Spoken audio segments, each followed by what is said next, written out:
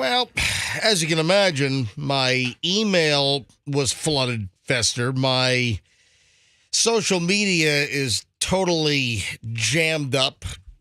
People going, yeah, the Super Bowl egg test, it was wrong. It wasn't accurate. I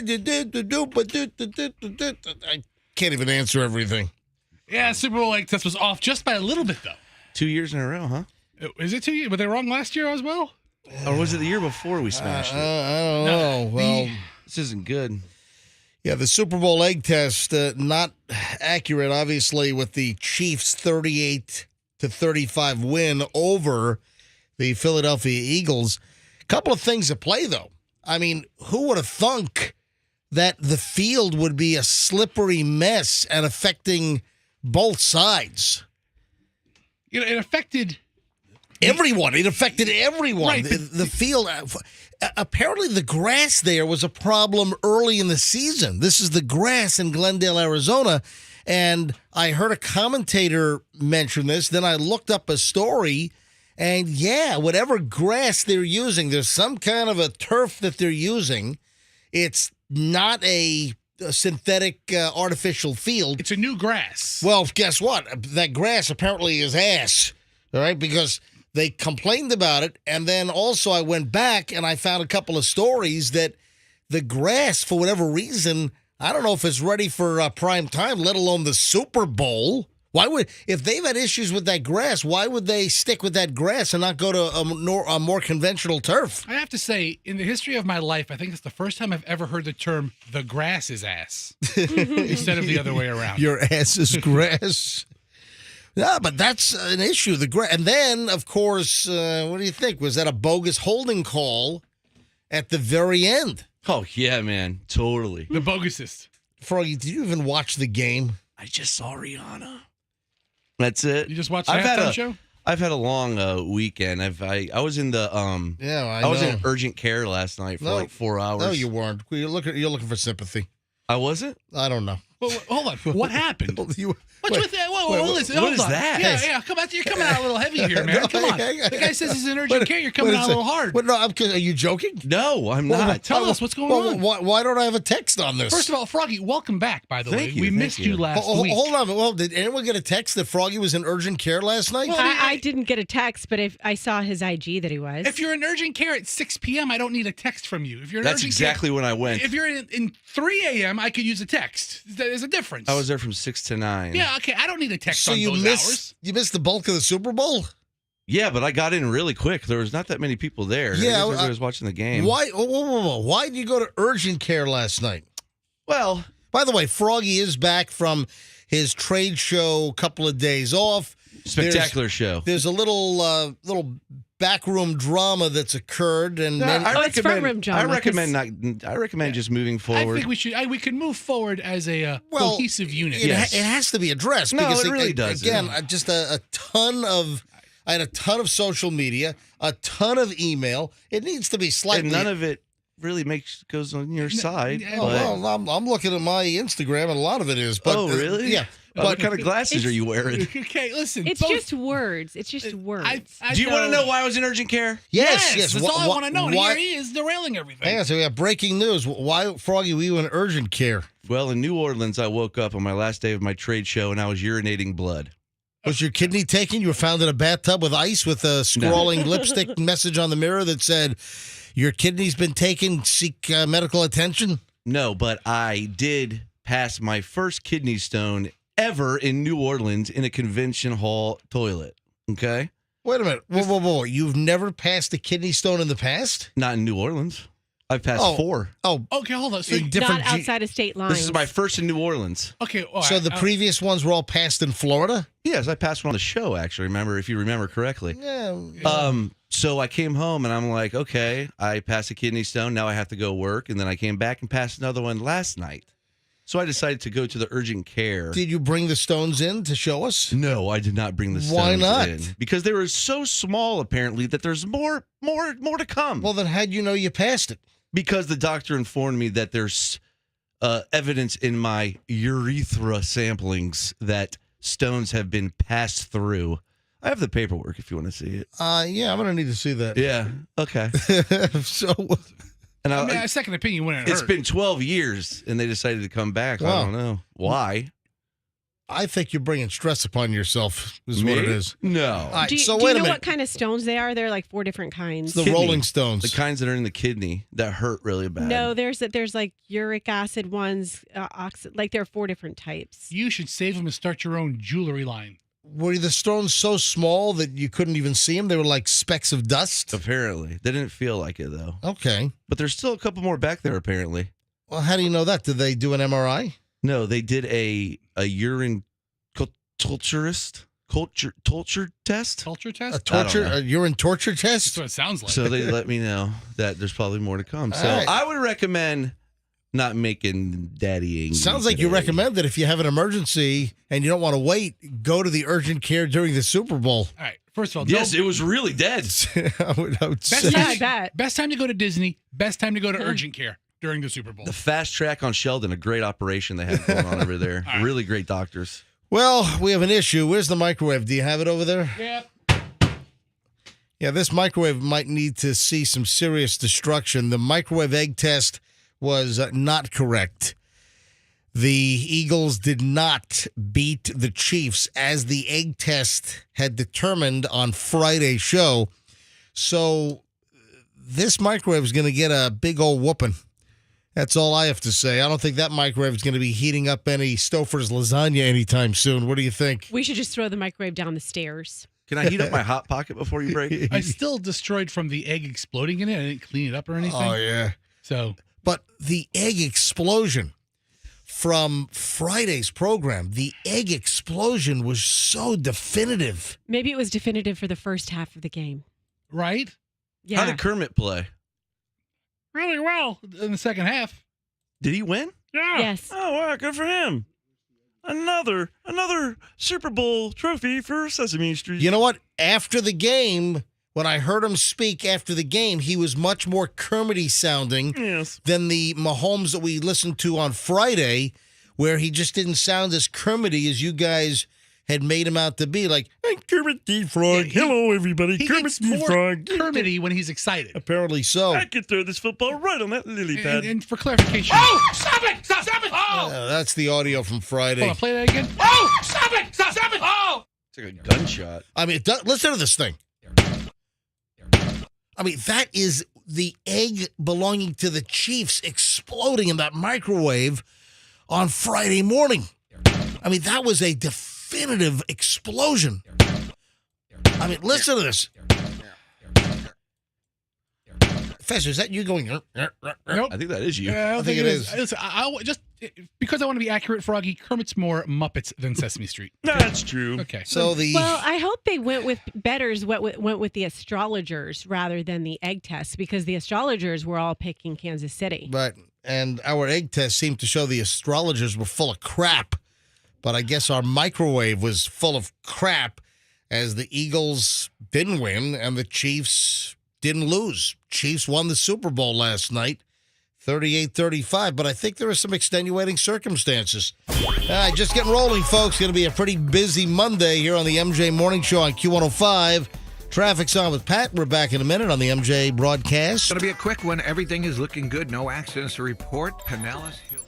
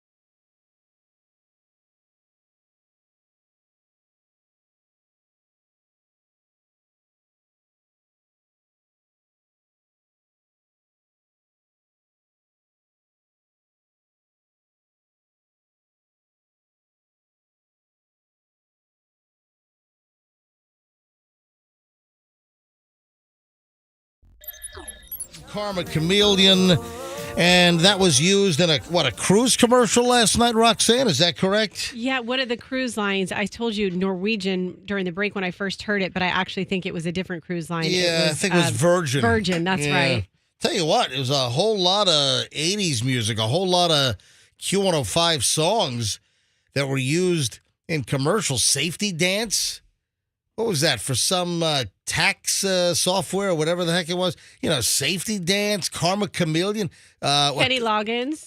Yeah, I'm All Right. They had the Caddyshack spoof for, what was that, like Michelob Light or something? Some beer, yeah. Yeah. And, hey, no Budweiser last night as far as the, the Clydesdales. I didn't see, some dogs and Clydesdales last night. I guess they sat this year out. But a lot of Q105 playlist material, a lot of songs that we play. Well, Spandau Ballet, True. That was That's also in one of the songs last night. All right. Yeah, hey, Rihanna clearly was pregnant. As soon as Rihanna popped up, the minute she popped, you saw her. I mean, it was like, wait a minute. Her babies were delivered. Did she have one kid or two kids? Did she have? She had a child back in May 2022, Right, and I so- think that was her first child. But she didn't have twins. She had just don't one. think so. Yeah. So she gave birth last May. Roxanne, you are correct. Last May, she gave birth. I think that the baby bump would be gone by then. And, as soon as Rihanna pops up on that crazy multi-level suspended platform gig they had going on. I thought that was pretty cool. That it's that suspension platform. Yeah, it's That was dangerous. Yeah, pretty interesting. Insane. I would have puked off that Yeah, thing. what if she fell off that damn thing? She wasn't moving very much. Or those other guys all dressed in white. What were they? Were they monks? What were they supposed to be? The guys in like really hip Stay Puft Marshmallow Men. but smaller ones, like mini versions, like the mini marshmallow Right. men. Like is what- Eskimos. But really, really good dancing mini marshmallow Stay Puft Marshmallow The Men. minute that Rihanna popped up and we saw her, Michelle and I both looked at each other and were like, she's pregnant again. But also, did you see that numerous times during the act last night, She patted her belly. she was like doing the belly pat, or she was like moving her hand over the belly bump, almost I love like a reveal, like she was like showing off some prize on The Price is Right. Did you see that? Yeah. To her, she was. She was, and sure enough, everyone was saying, "Wait a minute, is she pregnant again?" So that's a first. Less than a year after giving birth to her first kid, now she's pregnant again. And Irish twins? No, Barbados twins. Wow, you were quick on that one, buddy. I had it ready to go. I think so. That's right. She's from Barbados. In fact, I think she might be the most famous person ever from Barbados, right? She's like the king of Barbados. Yeah, I think you're right. Anyway, hey, a couple of things. Back to the football game last night, back to the Super Bowl. Fester, I did not hear this, but you pulled audio of the Fox announcers. What's this about? So before the game, Yep.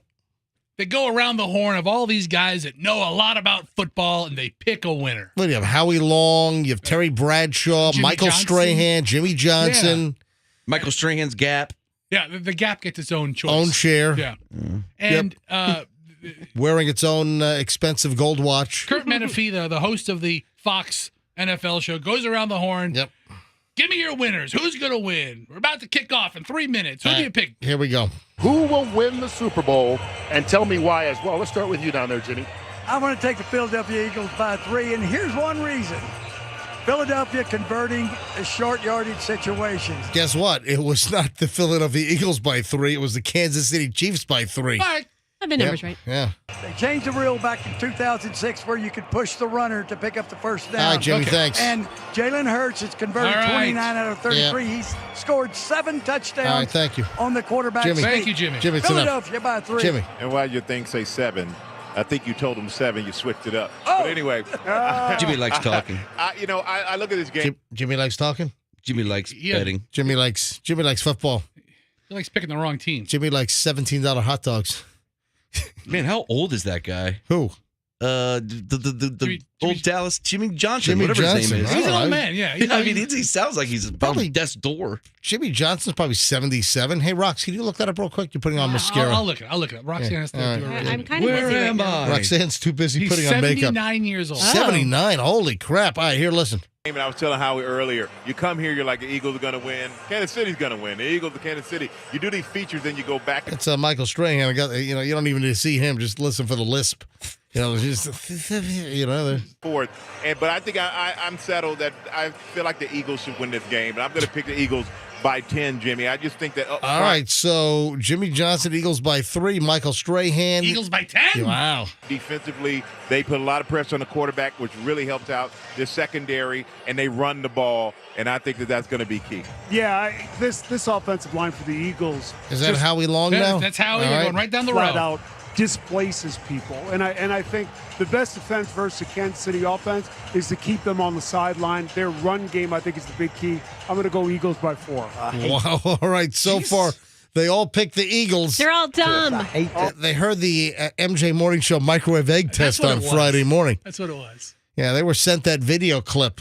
Yeah, here. Because you know what that Picking the means? same team. If we all pick the same team, the other team, I should switch right now and just do it. I wonder if they. Because everybody else is taking Yeah. the Eagles?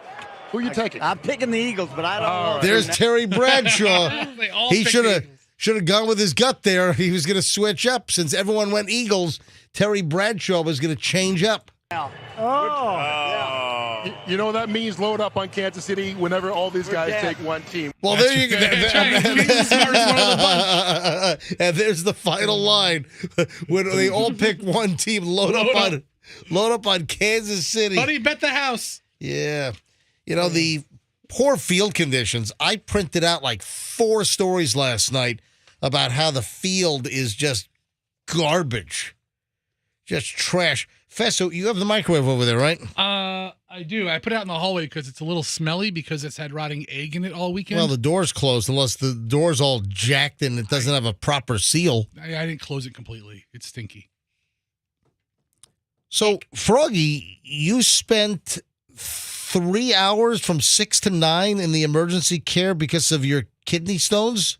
Yes. Well, I thought I had some sort of a bladder infection. Did you go yourself, or did Kim sit there with you? Did the kids go with you? Did No, you turn I- this into a family outing? I drove myself there. And I don't want to. They were enjoying the pregame show. So the kids and Kim were just sitting there watching Yes. the pregame, and then, of course, if you were there till 9 o'clock, you were there well into the game. Did they have a TV on in the urgent care by any chance? In the lobby they did, but not where I was. Not the room. The different rooms I had to go into. No TVs, but that's okay. Could have been asked to be treated out in the lobby. You know how much I love foosball. I mean, Froggy could take or leave any sporting event. He's not a sports Yeah, guy. I mean, No, you know. not at all. Yeah, Andrew. Just tell you take a call. Oh, okay. Ooh. Call's coming. All right. Thanks. Hang on a minute. Yeah, calls are already rolling in this morning. Hi. Well, what? This is Eric. Good morning, MJ. It's Eric the Trucker, your favorite fan. Oh, hey, Eric the Trucker. You're in Los Angeles right now.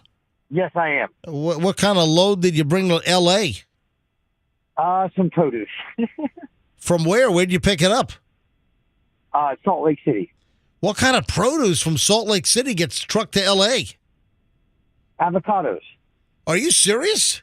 Yeah. Avocados from Salt Lake City. Exactly. Avocados from Utah. Doesn't quite work. We need to get that jingle going. Avocados from Salt Lake City. Avocados from Mexico. Avocados from Mexico. When I think of Salt Lake City. So Eric, go ahead. Welcome back to the MJ Morning Show. I haven't heard from you in a while.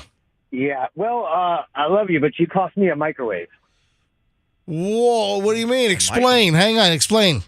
Well, I live in Tampa now, obviously, but I'm a diehard Chiefs fan. I was born and raised in St. Joseph, Missouri, and normally I don't put a whole lot of stock in the Super Bowl egg test unless, my team's involved, but I was so pissed off with the result of the Super Bowl egg test that after the show, I took my microwave out of my truck, put it on the ground, and I drove over it with my 18-wheeler. Are you serious? Oh, Eric. Yeah. Where's the video? $159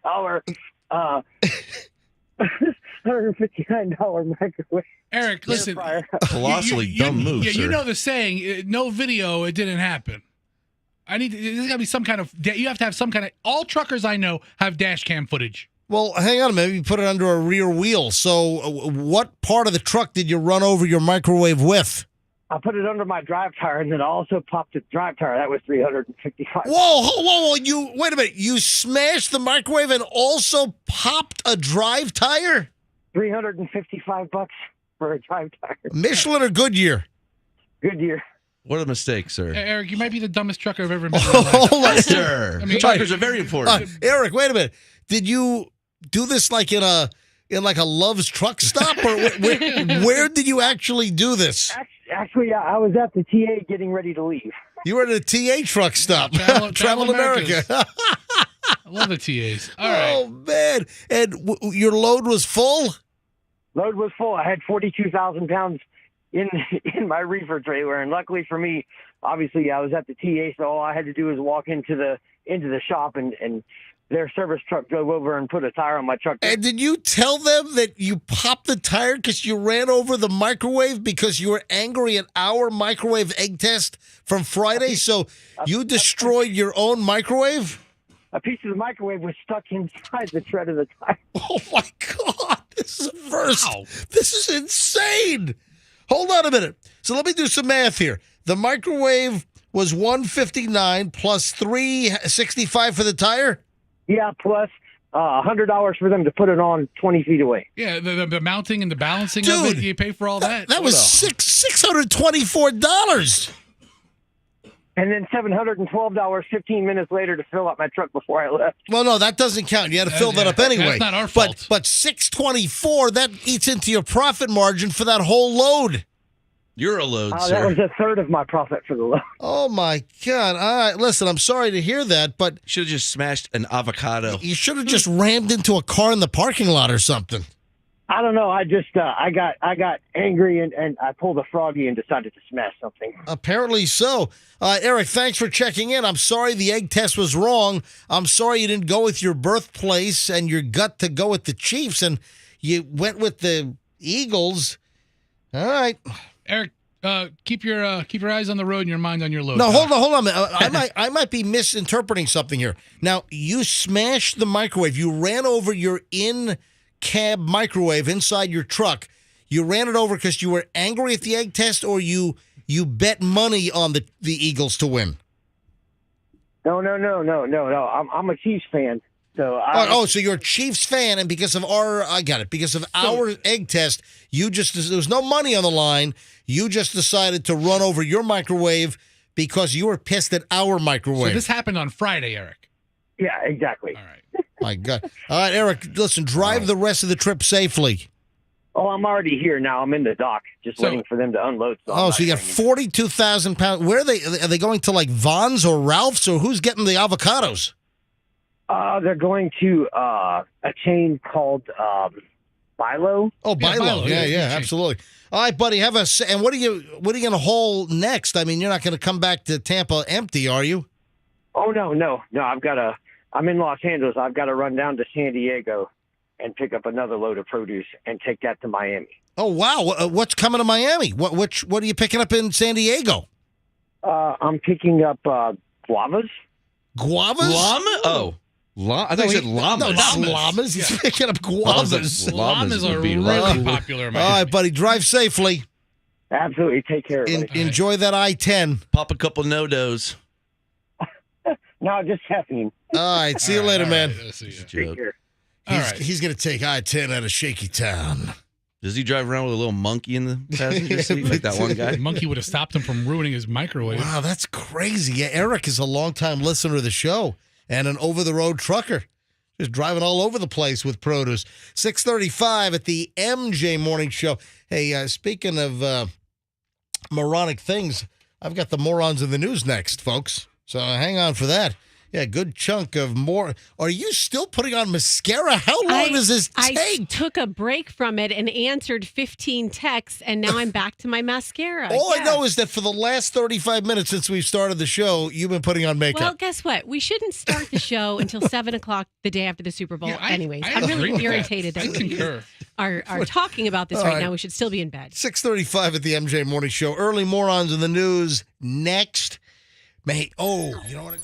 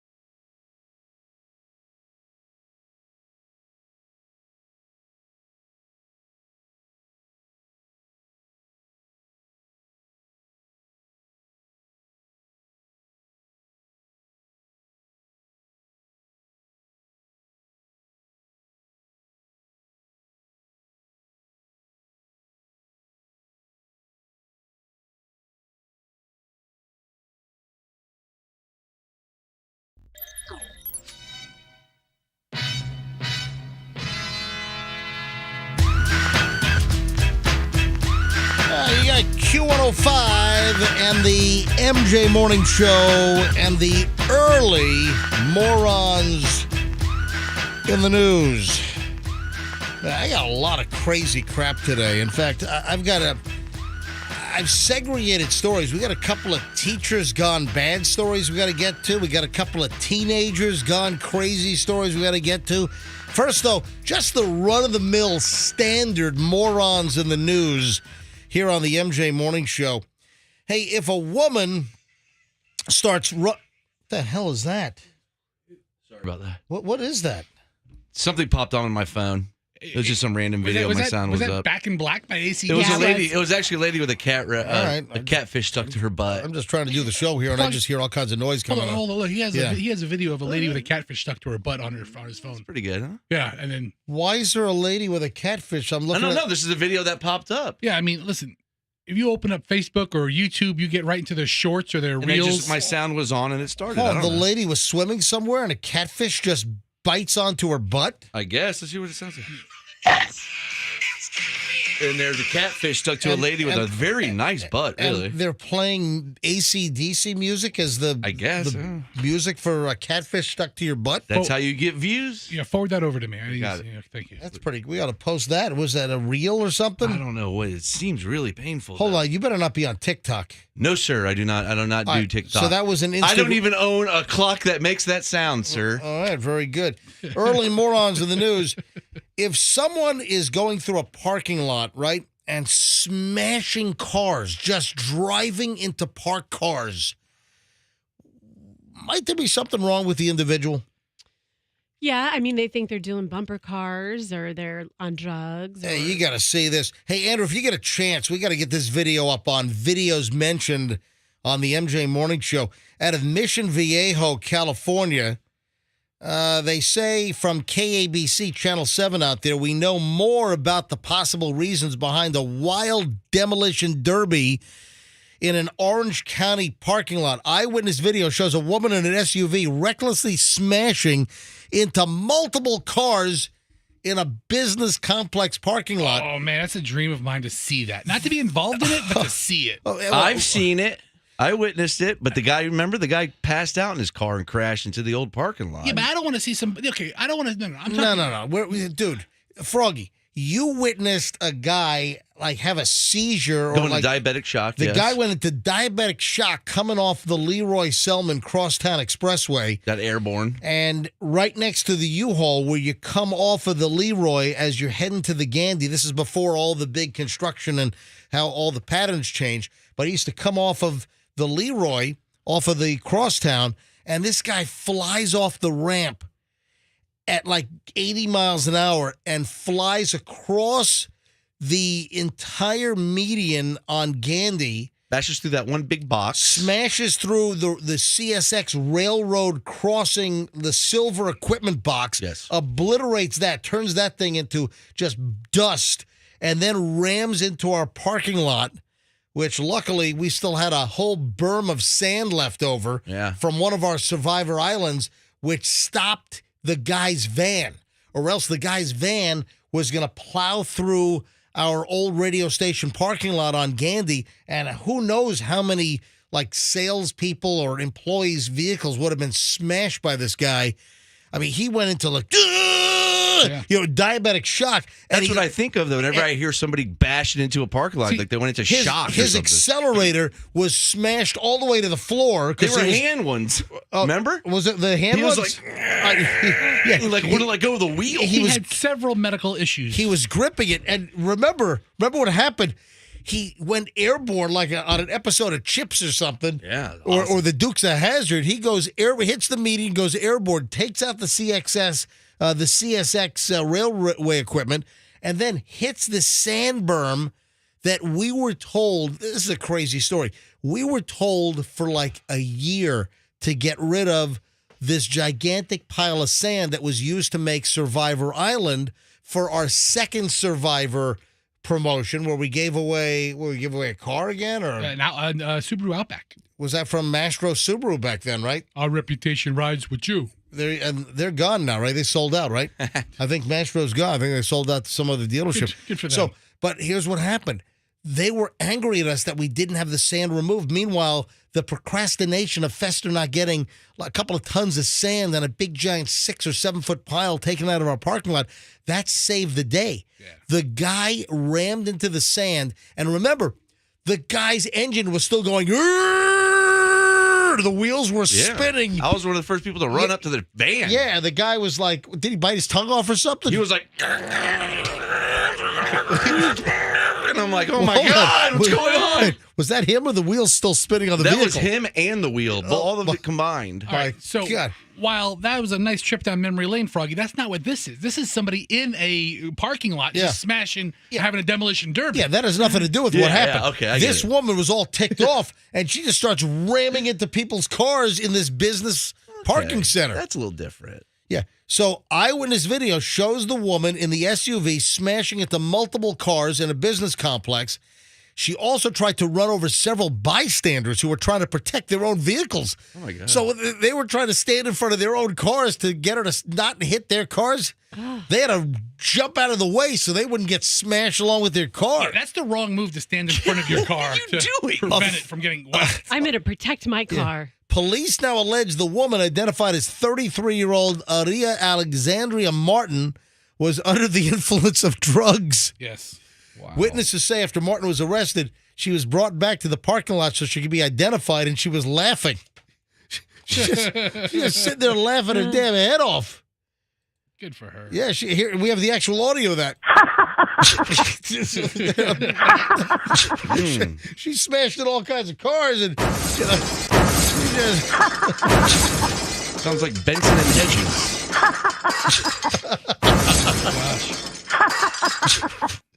Anyway, witnesses say that when she was arrested, she was laughing. I asked the deputy, why did she do that? And she said that she was having a bad day. Yeah. Oh, did the song play? Oh, my God. So I had a bad day, crashing into cars. I mean, come on, lady. I mean, who doesn't want to do that, though, when they've had a bad day? Because you had a bad day. Take one down. Sing a sad song. Turn it around. Had a bad day. Man. What a mess. It's a real bad day. I'm telling you. Because you had a bad day. You take one down. Sing a sad song just to turn it around. Oh, man. So that's why we call Morons of the News. Lady's just having a bad day. She's on drugs, and she starts. You imagine you work in an office complex like this, and some maniac says they're having a bad day, and they just start ramming into our cars in the parking lot? They could hit mine. I mean, that's what happened here, man. That's some insane stuff. All right, that's just a little taste of the early Morons of the News. Oh, it gets better. We've got some crazy teacher stories. I've got teens gone wild. If you want to feel better about yourself, folks, just revel and stew in these morons, because even if you're having a bad day, you're going to feel much better after hearing about these jackwagons. And we'll continue next on the MJ Morning Show here on Q105. Stand by. If you don't have a plan...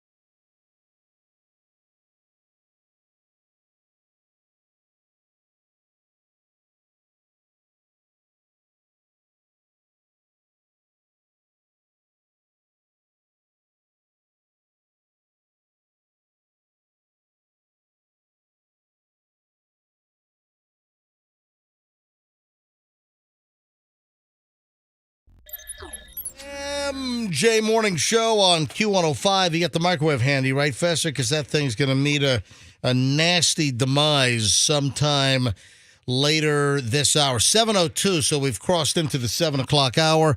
Welcome, folks. Monday show, launching a whole new week of MJ Morning Show crapcasting. And, yeah, the Super Bowl egg test was wrong. We know it. You don't have to keep sending us email and commenting on my social media. You don't need to do it. We know the egg test was wrong. So, look, Fester brought in an axe. We have a morning show axe here. Well, it's an axe/hammer, right? Hey, let me ask you a question. Yeah, that is a log splitter, by the way. That's a big axe. Oh, man. I'm holding up the axe right now on MJTV. MJMorningshow.com. You go to the top of the page, you'll see MJTV. Click on that. You can watch the show live. Ooh, that thing's creepy. Or you can rewind, or you can watch later in the day, like later tonight, later this afternoon. Hey, listen, 3 o'clock, you start getting bored at work, go to MJMorningshow.com and watch MJTV from this morning. And I'm holding a big old axe right now.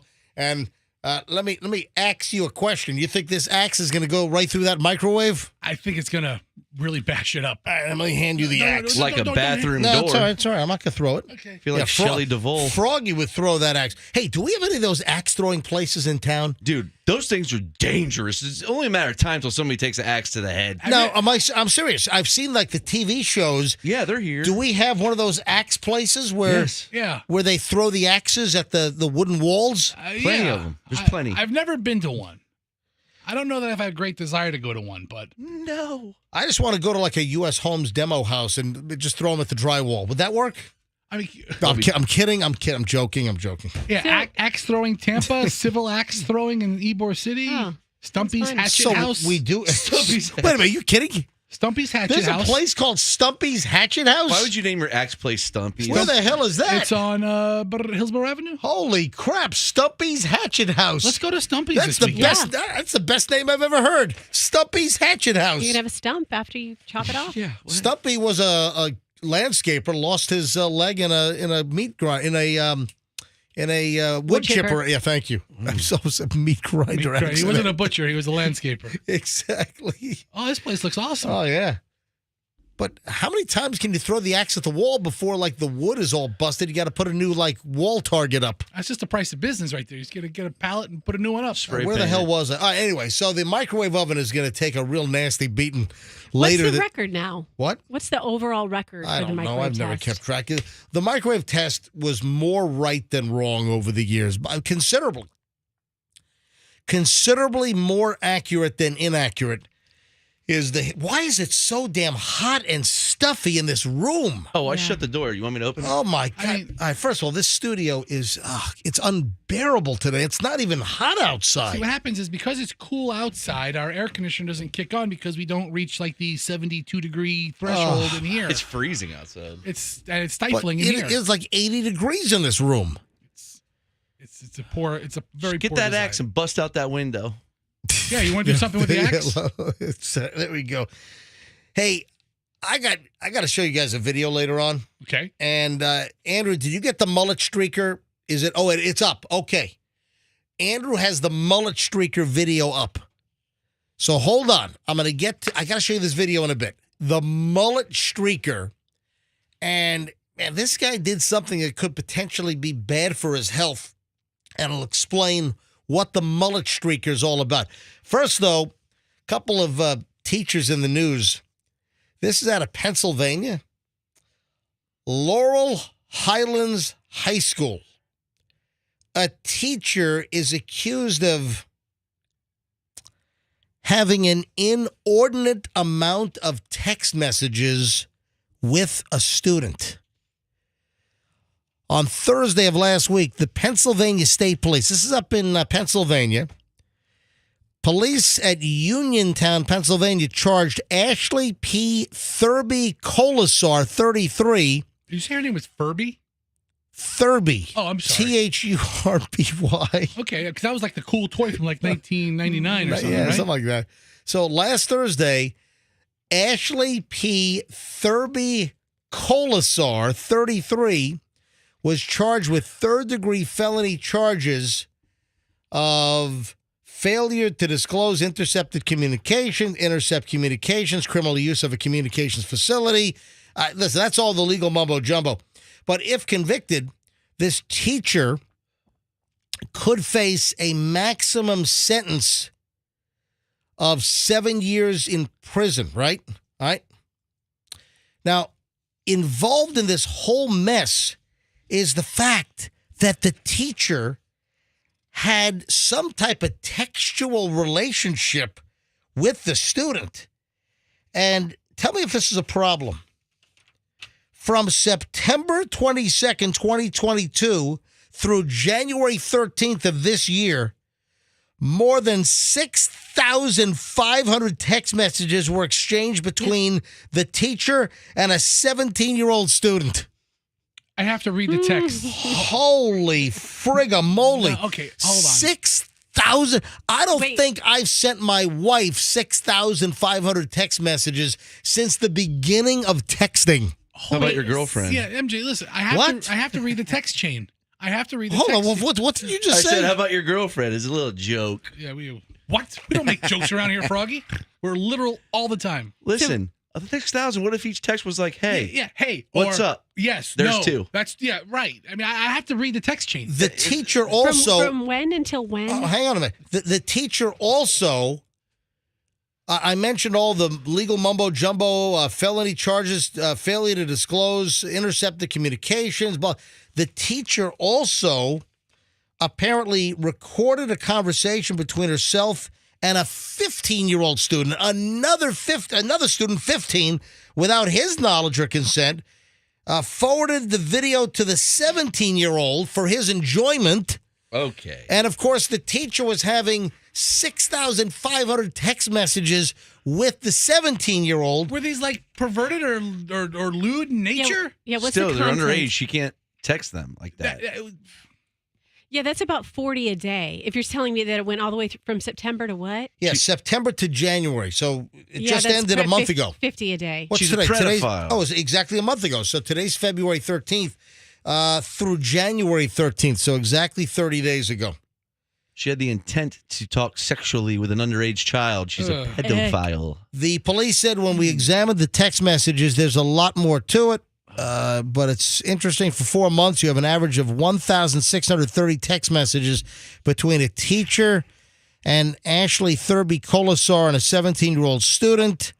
So every month, an average of 1,630, a grand total of 6,500 plus text messages. That's insane. What kind of grades is this kid bringing in? I don't know. But we don't have the details on the text messages. But was she using like proper grammar and punctuation and stuff in her text messages? I don't see what kind of teacher she is. I don't think she's an English teacher. I mean, yeah. I mean, if she was an English teacher, you'd expect proper grammar. But what if she's like a PE coach or something? Let me roll this by you, and I want you to tell me, what do you think the motivation was here? Michigan teacher planted a bomb threat note. For what reason? Why would a teacher plant a bomb threat note? This is out of Hazel Park, Michigan. And I'm hoping that our local teachers here in the Tampa Bay area, I'm hoping any teacher that's getting ready for school this morning, on the way to school this morning, maybe you're in the parking lot right now. First of all, try not to get into a textual relationship with your students to the tune of 6,500 texts. Right. Don't record a 15-year-old student without their knowledge and then pass it off to a 17-year-old that you're wooing or whatever the story is. And now I have a tip for a teacher, another tip. Man, we're just full of tips today, aren't we? Why would a teacher plant a bomb threat? A note at the school. Why? A Michigan teacher facing charges after allegedly planting a bomb threat note in his classroom. Why? Cafeteria food? No. He had to go for some reason. Exactly. Wanted the day off. Yes. wanted the day off to go to a rave. To go to a rave? I'm just trying to think of really egregious. At 9 o'clock in the morning. Well, maybe stay overnight from the rave from the previous night. Big old Thursday, 10 a.m., 12 noon rave going on in Michigan. Note not a lot to do there. Note found last Thursday in the Hazel Park Junior High School classroom of Paul Jacobs, 40-year-old teacher in the Detroit area, and it said the school would be blown up the next day. Why couldn't he just call in? Why couldn't he put it in somebody else's classroom? I don't know. I mean, it's pretty stupid. Why not just say, I'm a little under the weather? That's pretty stupid. Yeah. Do the old lie on your back and hang your head upside down and call in and act like you're sick. And it works like a charm every time. Skinner, I'm not going to make it in today. Police initially thought Jacobs saw the note but failed to report it. The building was searched by officers and canine units. No explosives were discovered. Now they believe that Jacobs placed the note himself with the intention of having classes canceled so he could get the day off. Good police work there, boys. What a schmuck. Yeah, this guy's due back in court at the end of the month. Hey, listen, I think we're giving out really good information to teachers today. The good news is he got the rest of the day off. Nice. Yeah. I mean, he has the rest of, eternity off from the teaching gig. Yeah, but I think he wanted the next day off. I think he wanted Friday off. I have to check his schedule. They could clear the school pretty quickly with bomb-sniffing dogs and all that stuff, so he might have jumped the gun on that. But, man, I'll tell you what. We are chock full. This is the teacher tip morning show. Don't have 6,500 text messages with a 17-year-old student of yours, and don't place bomb threat notes in your classroom if you want the day off. That's not just limited to teachers. That's any place of employment. Wow. All right, folks, we got a couple of things next. First of all, little Froggy situation. A lot of folks were asking about this on social media. I've had a ton of email. A little bit of Froggy drama, so we will get into the Froggy drama. Froggy quit via text, but Froggy's here, so obviously he unquit. So what was all the drama about? Why did Froggy threaten to quit or quit on me? I recommend not getting into this. Listen, that's my recommendation. I think we ought to just take a moment. I'm not sure that's a good idea. As adults, just discuss what happened. There are thousands of listeners that have reached out. I'm telling you, I couldn't even keep up. Oh, now we're discussing things as adults. Okay. So that's what we do around here all the time. All right, now, Froggy and I are the biggest children in the room, okay? Right. Please, none of us are exactly mature. I mean, Roxanne is. All right, ladies and gentlemen. Well, not my actual age, but my spirit. The Froggy situation next, as well as the Super Bowl egg test gone wrong. All of that coming up next on the MJ Morning Show here on Q105. Now, my good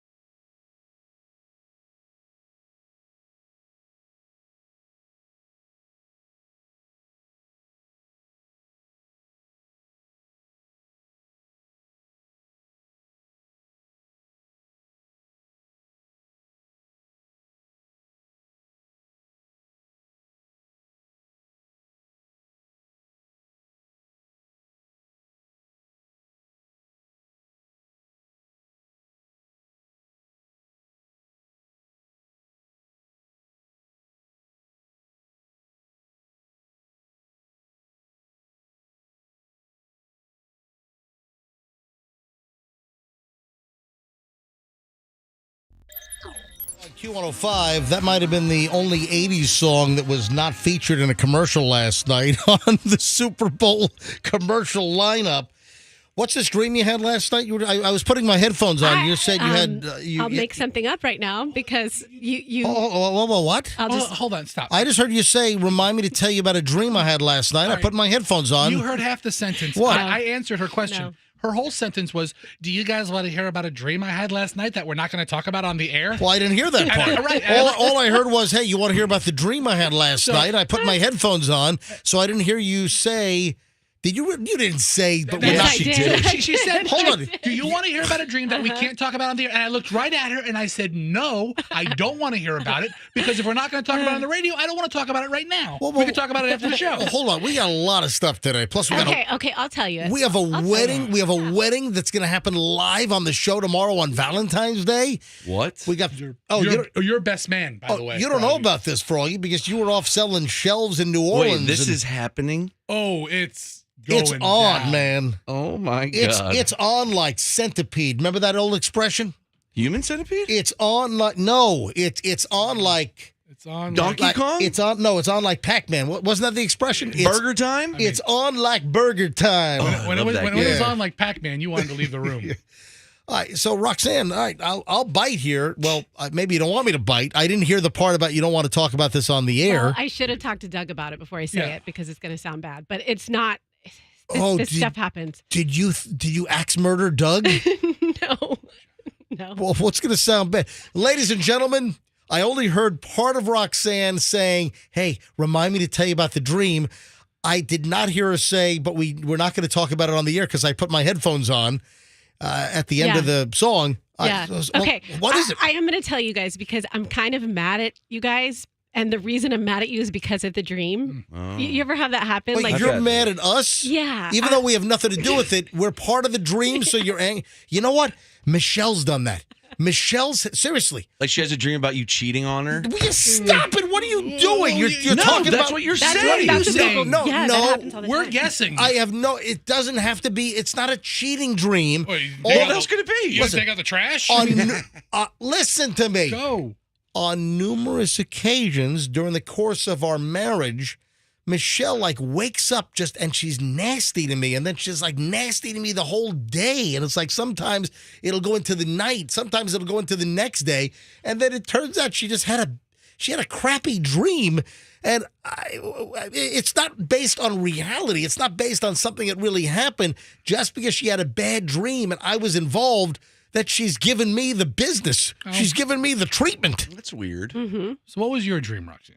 Okay, so I went to... Can you say okay one more time? Yeah, I'm debating if I should say this, but I guess I will. Okay.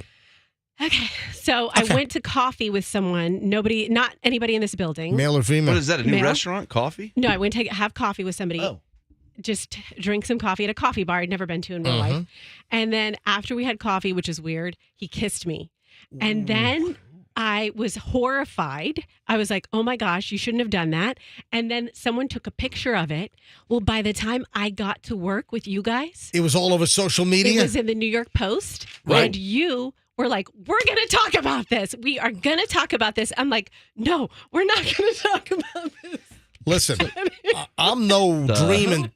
I'm not a professional dream interpreter here, but if you're having a dream about kissing another guy while having coffee, that tells me a couple of things. Either you want to get into the swinging lifestyle, that's or one. You're getting a little bored of Doug and you're looking to move on. No. That's two. Or you have a fetish for coffee breath. Exactly. Yes, that's it. That was my third one. You ripped it off, man. That's it. It was not like an enjoyable kiss because I was like, what are you doing? You can't do that. Hey, listen, Doug was out in Scottsdale, Arizona with Jeter for 5 days. Hey, when Doug's away, Roxanne will play. That's what that dream is telling me. I saw Jeter all over TV this weekend. That's my read. So who was the guy, right? Yeah, who was the guy? Yeah. Nobody in this building. So, Andrew? Hold on. Was it one of those dreams where it's generic individual, or was it somebody identifiable? It was like a morphe kind of person. You ever had that happen? All right, who do you think it was? A morph of That's me, just Fester, and one of Andrew. my doctors. Yeah, Roxanne has a... Was it your gynecologist? Yeah. You're kissing your gynecologist? No, it's really? No, it was him. Oh, what does that mean? What is the interpretation of that? God, you guys are so... I'm not going to say anything more than that. The point of that dream. Well, you said it was kind of a morphy person. It was like a morphy person, so I can't even explain it. Who do you think it was based on? You must have some clue who you think it might have been based on. The point of this dream story is that I was very upset with you for talking about It was the in the New article. York Post. It was in the New York Post. It seems like it's fair game. It's not exactly breaking news at that point. Right on page 69, right? No, hang on a minute. Page 6, which one? No, And 69. I was so mad, and I'm still mad. I'm still angry. You're angry at me for talking about a non-story in a dream that didn't really happen. Yes. Now, did you kiss him or No, he kissed you? he kissed me, and it took me by surprise. I was like, "You can't do that!" And someone took a picture right when he did. And was it like just a peck on the cheek, on the mouth? Was it tongue? No. Do you even remember the details? No. I just know I was taken aback, and then everybody in this building knew about it because you talked about it on air. And so I had people down the hall coming up to me. I can't believe you did that. That's awful. Because it's just, then there was the picture of me in the New York Post, just the worst picture possible right at the moment of smooching. Yeah, because what happens on the MJ Morning Show is with Roxanne is huge news for the New York Post and page 6. Yeah. Let's deal with the Froggy situation. Let's just get this out of the way. Then we'll deal with our complete microwave test failure on the MJ Morning Show. All right, Froggy, listen, I don't want to turn this into a contentious situation. I just want to address it. We'll just do a hit and run here. We'll address it, and then we'll move on. Fair enough? Cool. Can we be adults about this? Yeah. We'll try. Now, Froggy's a child. Let's be honest here. Froggy is an absolute child, but then again, so am I. I think Froggy and I are both on the same, probably 3rd or 4th grade level. We're both kids. You both take times with your juvenile antics. Yes. Okay. Here's what happened. Froggy was out last, Thursday and Friday. Froggy went to New Orleans. Now, was this a hardware convention? What was the actual trade show called, or what type of trade show was this that you went? It was a hardware store convention. So if you own a hardware store, you go to find vendors to get what you need. So like Ace is the place? Yes. A lot of Amish people, a lot of lovely Amish people I talked to this weekend. Now, what about what about the husband and wife that run the Ace Hardware now on Bay to Bay Ace Hardware? It in wasn't South an Tampa. Ace Hardware show. No. But would they go to that or? Yeah, if it was an Ace Hardware show, yes, absolutely. Yeah, they as would. an owner, there's conventions for your brand. It's always a nice husband and wife team. By the way, I try to go to the Ace Hardware on Bay to Bay in South Tampa as much as possible to support a husband and wife locally owned place instead of big box. Ace is a place. Yeah. How did the Amish people like New Orleans? It's very difficult to deal with them because they don't have email. They don't. It's like you got to send up a smoke signal. Let me tell you right now. Speaking of the Amish, I ordered a 5-pound box of Amish pretzels that arrived on Friday at my house.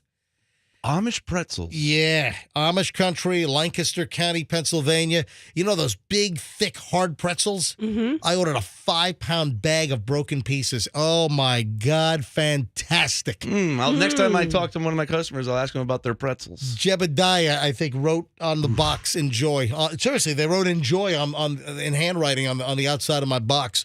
Did you know that if you see an Amish person and they have a beard, they're taken, and if they don't have a beard, that means they're single and looking?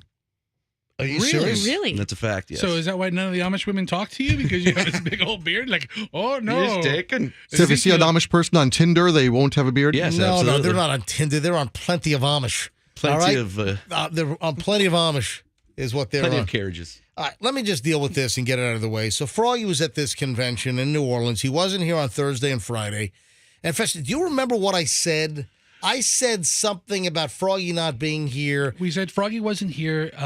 You said he was at his convention. Didn't I say something like he runs a very successful shelving and fixture business? And I said, I don't know how he has millions and millions and millions of dollars in sales a year, because I said something like Froggy's the disheveled mess. I'm hoping that you said disheveled because shoveled sounds like shelves, and maybe you were trying to say dishelved. And No, I said disheveled. I'm trying to give you the benefit of the doubt that it was a He's making his own bed here. The bottom line is that Froggy I actually have the clip here if you want me to play it. Yeah, let's hear it. If you have the audio, I like to be. Okay, I have it on my phone. You're going to play it off your phone? But then he realized, he's a disheveled mess. I don't know how he really functions. I don't know how he's running a multi-million-dollar shelving and fixture company. That's enough. Wait, and warehouse, big giant rack. I don't know how he runs the company. I got to be honest. He's really an amazing person. Because think about it. But he's kind of a wreck. Okay, thank you, Fester, for that. That was a lovely. You really are an amazing person. That was high quality audio out of your speaker. It proved the point. I think everybody got the point. So, well, I'm joking around. Okay. It's a joke then. Okay, that's fine. Now, Froggy, let's I love jokes. I like jokes. That's my game. Froggy heard about that, and I'm guessing, and tell me if I'm right or wrong. Actually, I was listening, walking to my convention just to check in with you guys to see what you were talking about. I thought Kim ratted me out. It's a public show. It's broadcast live for people to listen to. I thought Kim was. I thought your wife was probably listening, and you ratted me out. I couldn't. It was Mardi Gras time. I couldn't get an Uber, so I walked about 2 miles to the convention every day. And I was like, let's check in with the guys, see what they're talking about. And you tune into me talking about you being a disheveled mess? It's funny. Right at the exact time. It's funny how that But works. if Kim did tell him, would that be ratting him out or just... Kim didn't tell me. Kim had no idea. Well, sharing with your husband. Yeah, sharing. Yeah. But then at 1:25 in the afternoon, Froggy goes on. This is what? This was Thursday. So we talked about that Thursday. And then that afternoon, you go on this rant. I mean, it was just text after text after text. And you wouldn't text me back. Well, I wouldn't, because you were on just a berating rip. You were just like angry, drunk texting. I wasn't drunk at 9 a.m. I realized that, but it was like you were angry, drunk texting. And I just ignored it because Yes, I would like to ignore this. Once or twice a year, you'll go on a text rant. And my phone is just going, bzz, bzz, bzz, bzz, bzz, bzz. Something happens during the course of the year, and you go on an absolute rant. And the best way to deal with it is just to ignore you, because you cool down. The best way to deal with it is just to let it pass. Exactly. Not to ignore you like he never goes on a rant. I wasn't going to jump in. Listen, that's not my personality to go on any kind of a rant. You threatened to quit for 3 months before your contract was up. I'm a very easygoing guy. Yeah. So I ignored. Did that make you angrier that you were sending me like 39 texts and I didn't respond to any of them? I knew that little baby boy wouldn't text me back. All right, both of you guys. All right, Froggy, listen. Froggy then, through the texting rant, says he's not coming back. So I said I'm thinking I might not come back. I got to think about it. No, I have the text right here, and the text was. I even posted your text on Instagram. MJ, it all comes down to that'll help the problem. A word that I'm not sure if you have a dictionary, you can look it up. It's respect. Okay, I respect. Now you. wait. Yep. Now 2 years ago, is it respect spelled with the S as like a 2? 2 years, I think so. Is it RESPECT? Now find out what you did to me. I'll tell you. 2 years ago, I said, yeah, let's do the show, but here's one thing I want to do, MJ, is keep my business separate from the show. I don't recall that. Over the last 20 years, you've sort of asked me and Fester to do the same thing about certain things you don't want to talk about, and we've respected that. Listen, Froggy, I don't recall haven't you. We? The hemorrhoids? I don't recall you. The shoe lifts? The wig. I don't have a wig. I don't have shoe lifts, and I don't have hemorrhoids. But you know what I'm talking about. The psychiatrist. It comes down to respect. Me and Fester have always had your back in the past. We never talk about things. Froggy, you texted me. Listen, we're about done with this. Okay, good. All right. Froggy texted me, I don't think I'll be back next week. So then on Friday morning, I said, I think Froggy just quit. And that's what precipitated a whole lot of support for me online. And thank you so much for everybody. I have to say, the MJ Morning Show fan page has been very active on this. Very passionate in both ways. I got a lot of email and a lot of messages on Instagram that go both ways. Both ways. Yeah. I was going to print out all the positive messages for me, but I ran out of printer ink. Yeah, okay. Yeah. Like immediately. Anyway, Froggy is here. We've all made but up. Froggy, we've all made up. Froggy, Everything's good. We're joking. I mean, just don't take things so seriously. I brought my head massager. If we want to do that to each other today, you guys could do it to each other and just get really So, MJ, do you want to hug and make up right now? Come on. Let's hug. Come on. On the camera here. All right, here we go. Baby. Come Stop!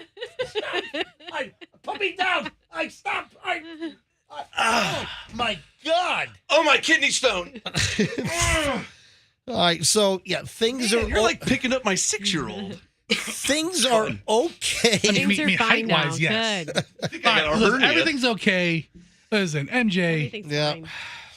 Froggy is a disheveled mess, but he is a baron of the shelving industry. It was a very successful show, my most successful. Froggy, I would like to tell you, as Hold. How much in sales did you book? I've got about 110 orders to go over today. Yesterday, I couldn't go over them because of the kidney stones. I can give you a number tomorrow. No, about. If you were to estimate how much in sales do you think, in actual numbers, what do you think you might have booked at this show? How much? Close to $1 million?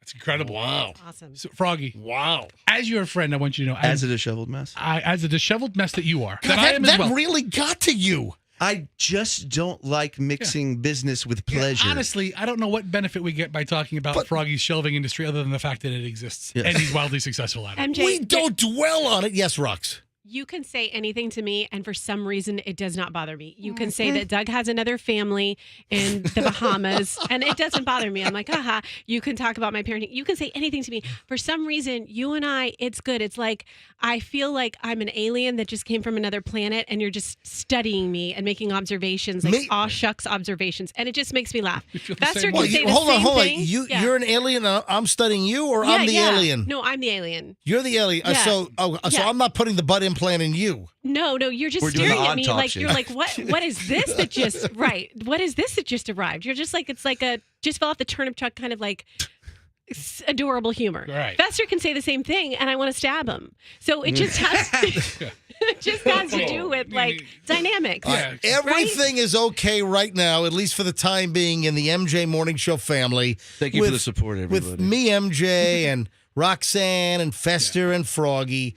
But, Fester, I think you'll agree that Froggy sometimes takes things a little too seriously when we're joking around. We're putting on a show. We're joking around. We're putting on a show. All right? The other side of that is MJ has a very small catalog of jokes when it comes to me and Froggy. Really? Yep. Froggy's a disheveled mess. Look at him. He's a lazy bum. Oh, you're the fat. Fester's No. a big fat guy. Fester, if he has sausage fingers, he can't type. I mean, I wouldn't be opposed to MJ broadening his scope of insults. Of personal attacks. I mean, I would appreciate that. I mean, I've heard every trick. Make fun of my nose more. Yeah. And I put that on you guys too a little bit to bring the content that he can make fun of, and just like what you do make fun of Froggy, like what is it, clairvoyant? That's a good one. Well, because he doesn't say the word clairvoyant. He says clamvoyant. I mess up some words. Yes. Froggy has a speech impediment. English isn't his strongest language, although it is his first. However, we're all listen. It's all just joking around. Sometimes things rub people the wrong way. All right, so there we go. I think things are all smoothed over.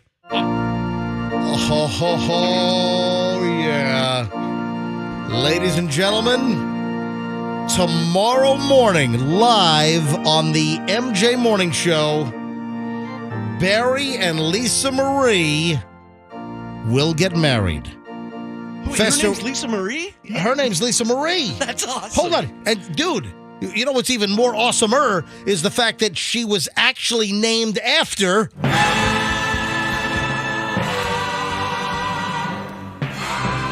She was named after Lisa Marie Presley, Barry's fiance, ladies and gentlemen.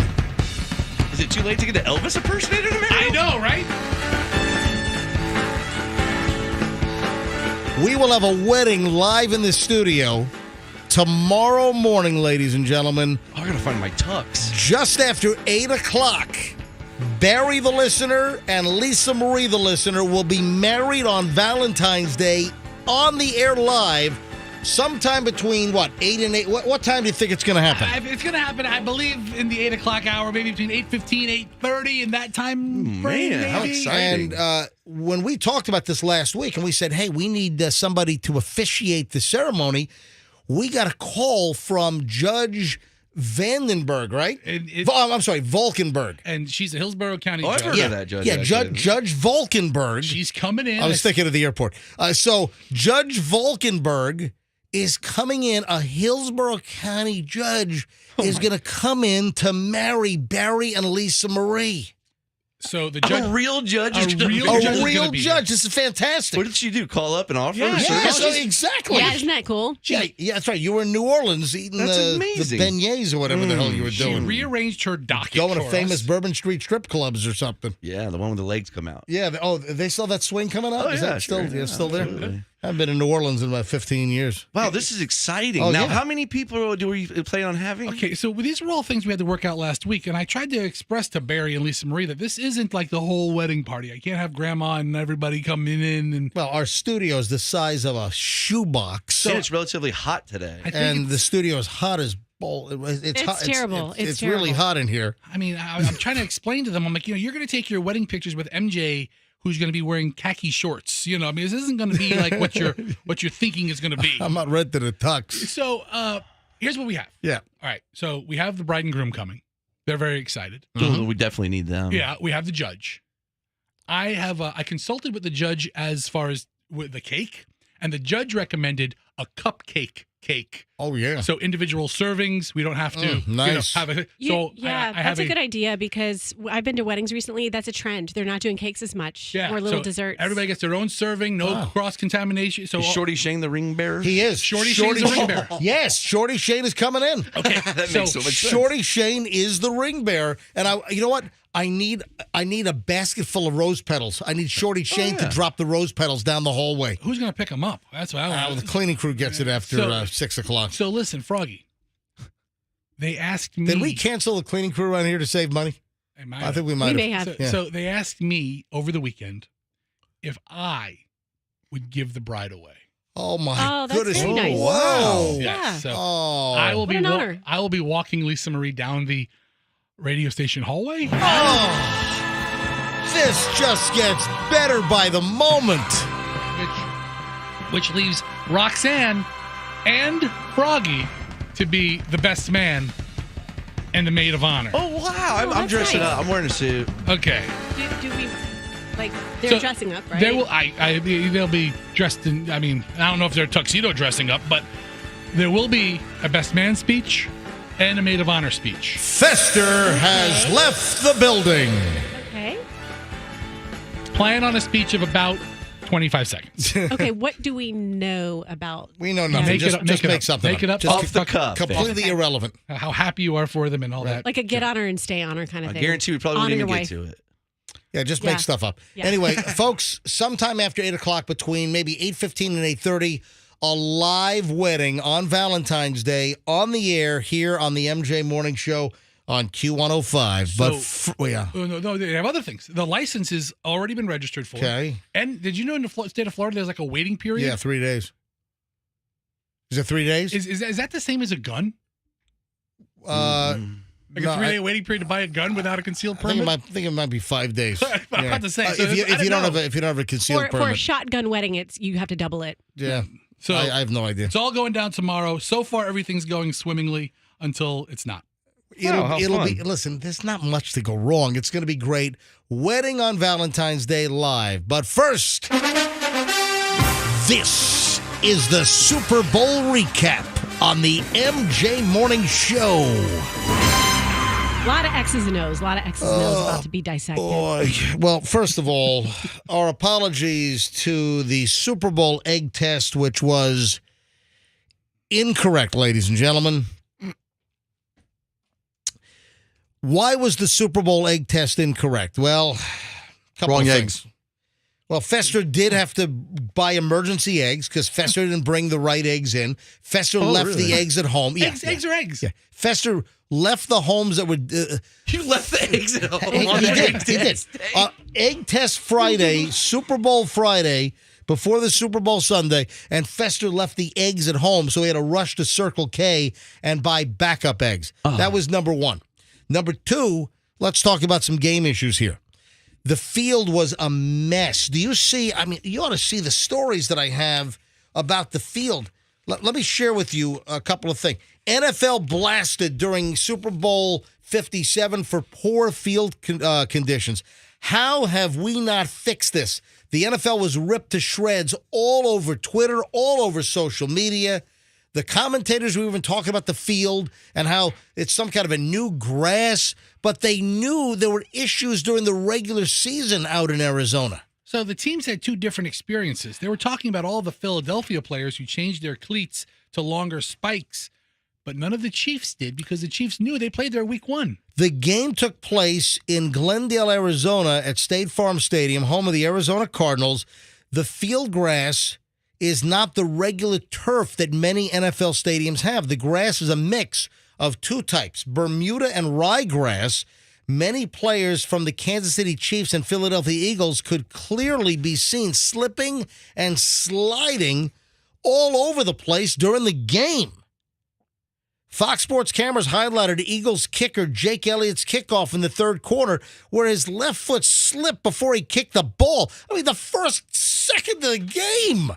For crying out They need loud. those spikes like you see in the Air Mall magazine. No, they need the ones. No, they need the ones. Oh, the aerators. Yeah. No, the spikes are like that long. Or the ones that the utility guys climb the telephone poles. Those are awesome. That's what they need to play with. But What is going on? The field was a mess. So the NFL has been excoriated for listen to this, absolute trash field. Is what many analysts are saying, that the field was just an aberration. It was abhorrent. Well, doesn't that affect the game highly? Isn't that bad? Yes, it totally does. Hey, Froggy, that's what we're talking about here. Take it back. Yes. The field, Replay. Play the game again. Yeah, I mean, field was just a mess. So Kansas City defensive lineman Frank Clark. The field was kind of terrible. So did everybody. that have an effect? Then also, by now you know the score of the game was 38-35, but in the last minutes of the game, there was a holding call against the Eagles. So what did that have to do with the mix of things? That put them into field goal position. And of course, you had the Kansas City Chiefs win the game by a field goal. Wow. Didn't James Bradbury, that was the Eagles defensive back who got the holding call, didn't he say, yeah, it was deserved? He didn't disagree with the ref. I mean, the ref made the right call. He said, apparently in the presser afterward, he said that it was a hold. But I wouldn't have called that. Well, the ref Why? Yeah, I mean, it's a penalty. It wasn't, then why wouldn't you call it? Just play even the commentators said that was a marginal holding call. It wasn't really egregious. Just let the game play out. Yeah, so let's just throw out the rule book. Yeah, right? Get him, Andrew. Dude, what are you going to have a conniption over there, Andrew? Calm It down. drives me nuts to say, Dude, okay, let him you're play. getting Forget red. the rules. Hey, Andrew, calm down. You're getting red and your veins popping out. MJ, Calm down in there. I don't want you to hurt yourself. Andrew is very passionate about holding. I guess so. Go ahead. Show them what you're holding right now, Andrew. Come on and hold me. All right. So, Andrew's right. They have rules for a reason. It might have been borderline. Yeah, it's the biggest game of the year, but he still was. It was a hold. It was what it was. The microwave test was wrong. I don't think this microwave can go unpunished. The microwave egg test, folks, if you listened on Friday, you heard the egg test. It was definitive, too. If you listen to the egg test on the air, listen to the egg explosion and how, that was a serious pop. That is the Chiefs' egg exploding. That's how I would imagine a Circle K egg would explode. Oh, stop it! Stop it! Oh! That was... I've always questioned this egg test. Maybe the explosion is a win. Maybe it is a victory. No. Celebratory fireworks. No, the egg that explodes is the loser. And, man, this was definitive splatter. The Chiefs' egg exploded like a bomb. And the Eagles' egg was unscathed, which means that the Eagles should have won. Fester, we can't let this microwave go unpunished. Andrew, can you get video of this, please, so we can post this later on? All right, Fester, where are you going to put this? All right, here we go. Let me get it. All right. Oh, gosh, you're doing it now? No, we're going to do it on Saturday. Well, of course we're going to do it now, Froggy. All right, Fester's in the hallway coughing. Fester, you might have a...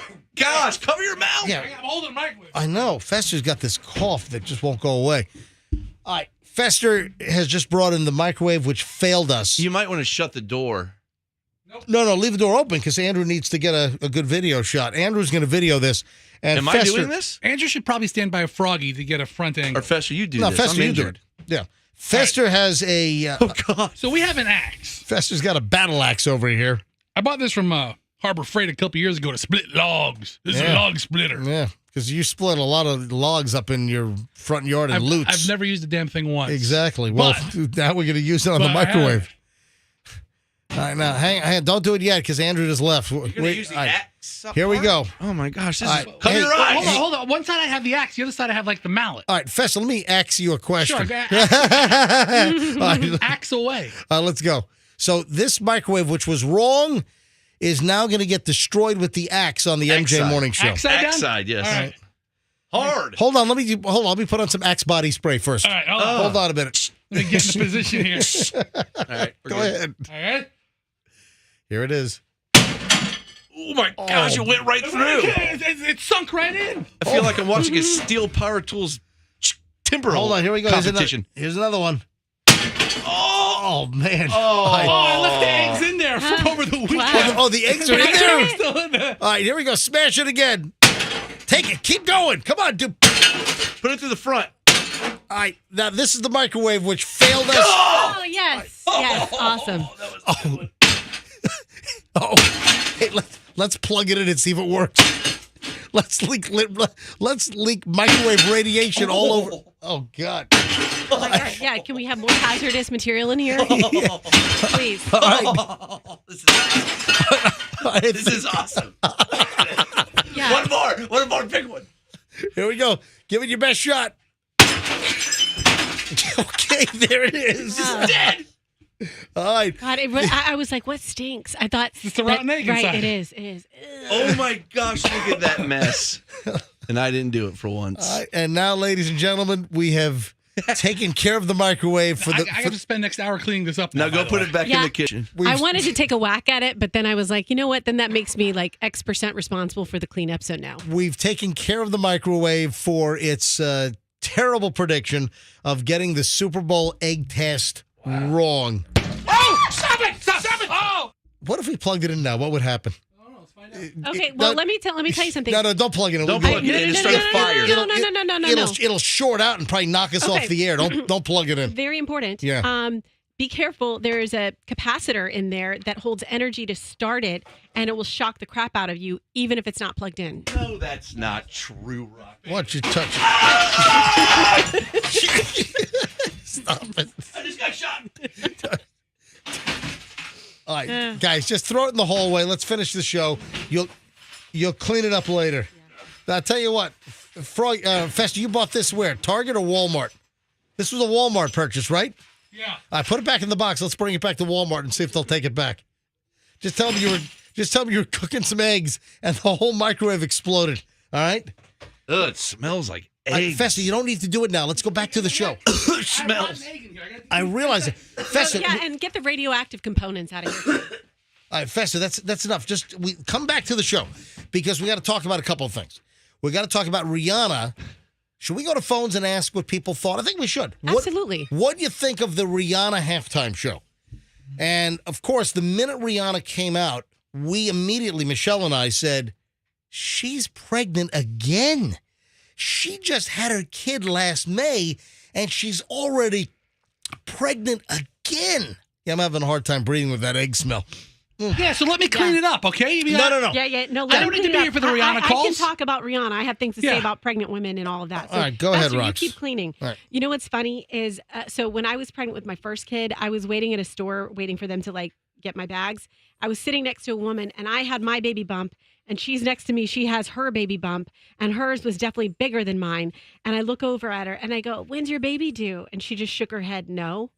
And I was like, oh my gosh, I've just asked a woman when's her baby due, and she's not pregnant. And I was horrified. She was just a large lady. However, about 5 minutes later, her husband came up and is like, she doesn't speak English.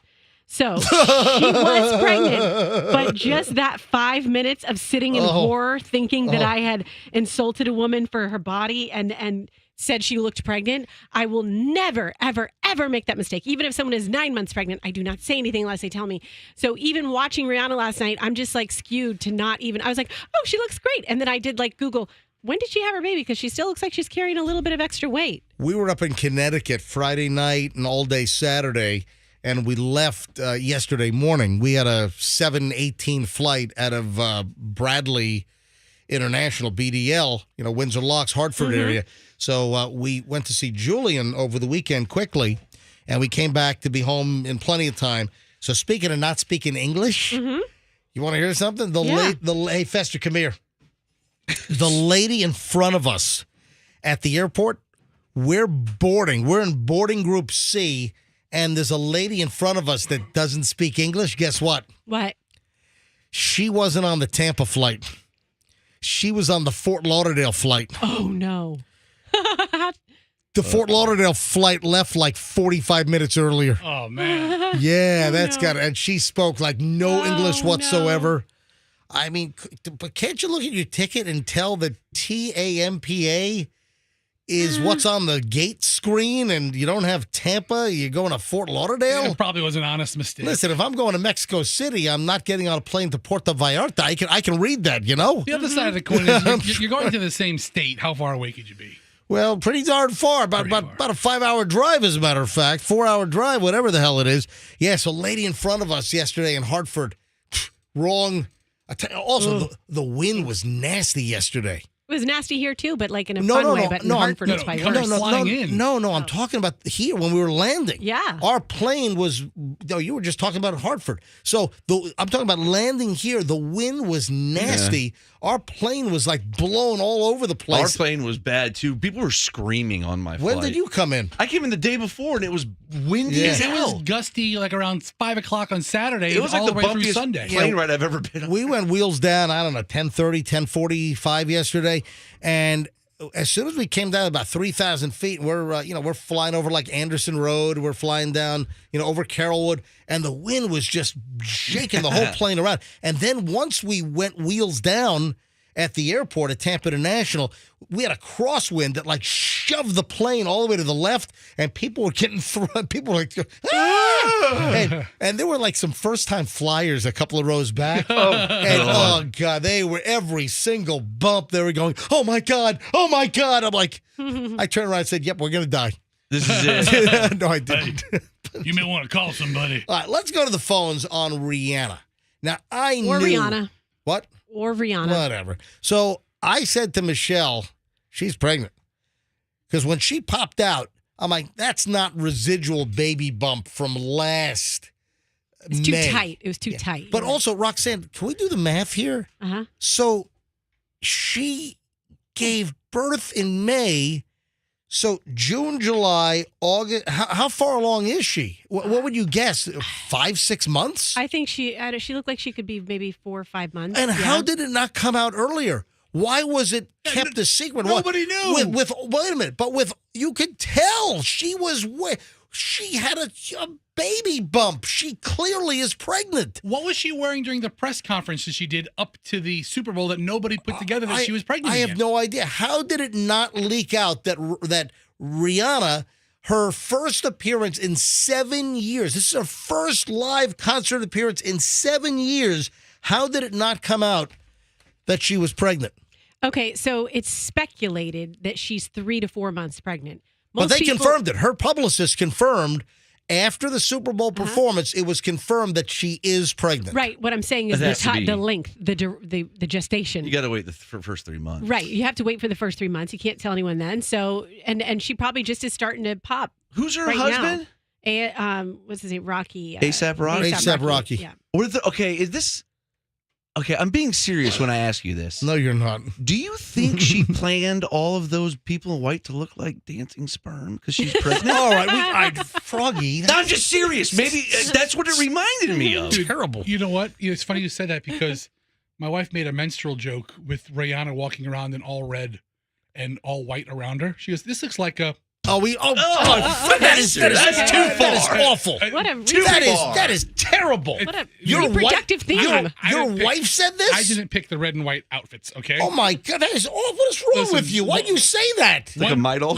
Why'd your wife say that? Because it looked just All like right, one red all right. dot in the middle of a Kotex. That's why.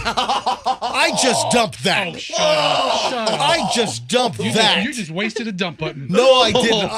Unfortunately, that's going to live on MJTV, and that's going to live on the podcast, but I just dumped that. Thankfully, it's going to live forever. That just got dumped off of 104.7 FM. We dump jokes Whose around here. flag is all white and then one little red dot? Let's go to phones. Morocco? I don't know. Can you bring up my call screen? Hey, how'd you guys like the crotch grabbing? Let's go to phones. 800-990-1047. 800-990-1047. Let's go to your calls right now. What did you think of Rihanna? 800-990-1047. Then we'll spend just a few minutes on the commercials. I only had a handful that I really liked. It wasn't like, why are you snorting over there? Froggy just alluded to Rihanna looking like the flag of Japan. Well, it's true. The rising, a big red blotch right in the the middle of all rising that. sun. Yeah, there you go. There you have it. All right, what do you think of the Rihanna halftime show? Let's get some reviews from our listeners. 800-990-1047. 800-990-1047. We'll start with Wendy in Tampa. Hey, Wendy, welcome to the MJ Morning Show. Hi, guys. I used to listen all the time when I was down there, listen while I'm up in Virginia, and I'm moving back down so I can listen live again. Oh, well, you can listen live on any of the apps. Oh, I know, but I'm saying is I like listening while I'm in Tampa because it's warm. Nice. Where in Virginia are you right now? I live over by Richmond. Oh, like Midlothian or something? Yeah, just north of that, yeah. Oh, very I live nice. over in I live up in the mountains. Oh, very nice. By Shenandoah Mountains. I will welcome back when you get here. All right, Wendy, what do you think of Rihanna?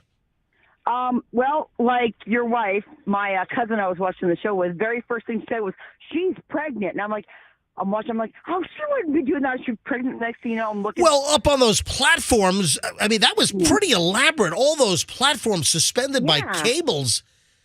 I mean, that was and being pregnant. I mean, there was enough space on the platform that if you stay in the center, you're not going to fall off. And they were tethered to. They had an anchor. Yeah, but what if like the thing jolted and what if a cable snapped or something? Right. Oh.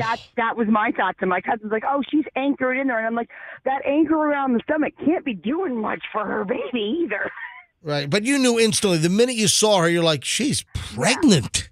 Yeah, the minute you got to look at that writing, and I'm like, wow. And I mean, the music was okay, the songs was good, but I kind of the red and white was, I think, probably supposed to be for not Halloween, for Valentine's Day. Valentine's Day. Yeah. Hey, to me, it's the same thing. Yeah. But anyway. All right, thanks for the call, Wendy. I appreciate it. Welcome back when you get here. All right, 800-990-1047. Just a few calls. What did you think of Rihanna? 800-990-1047. How did you like the halftime show? If you compare the Rihanna halftime show to other halftime shows, how does it compare? The whole stage thing was very creative, though, with the floating stages. Yeah. Jody is in Brandon. Hey, Jody, in the 33511. Hey. Hey, Jody, welcome. Go ahead. I thought she was very pregnant, and I did think there was a bunch of little sperms running around. That's exactly right. The whole time. My boyfriend and I thought she looked like she had a bunch of little fluffy sperms running around. Yeah, we heard you. She performed pretty well. I had 2 children, and there's no way that I could have performed that well after being pregnant. So I give her full credit for having a baby bump and up there singing like that. Oh, well, that's nice. I mean, so far, listen, the reviews are fairly decent for Rihanna. I got to tell you that it's weird. The texters are hating on her. Really? Yeah. So what? We're getting all positive phone calls here. Yeah, positive phone calls, but negative texts. Oh, well, hold on. Yeah. All of my calls here are positive. It's weird. All right, I'll tell you what. I'm going to, Jody, thanks for the call. Thank you. All right, this opens up a line. All right, Jody, I just hung up on Jody. If you did not like the performance, because Roxanne is saying that the texts are negative, the calls so far are all positive. Yeah. I try to jump on Jody's line that just cleared up. 800-990-1047. If you did not like Rihanna's appearance, why? 800-990-1047. 1047. Why did you not like her appearance? It seems that all the haters are texting. They're not calling in. All the lovers are calling in and are on hold right now. Yeah, the haters hated. I'm seeing. Give me a rundown while he screens calls. It was boring. Okay, now the support's coming in. Now everyone's loving it, and it was iconic. Okay, now someone's saying this is quite the play-by-play. She sucked. I love Rihanna, but she was forgettable. Well, that's kind of. I don't understand. She just played all of her hit songs. Yeah, and she just walked back and forth. She kind of wiggled her hips. Yeah. Every dance move Rihanna did, I think I could have done. Let me go to Steve in St. Pete. Steve, you're on the MJ Morning Show. Hi. Line 1. Hi, Steve. You know, I couldn't understand a single word she said. I don't know. The music was okay. You know what? I got to be honest. I don't know if she sang live. I think a lot of that.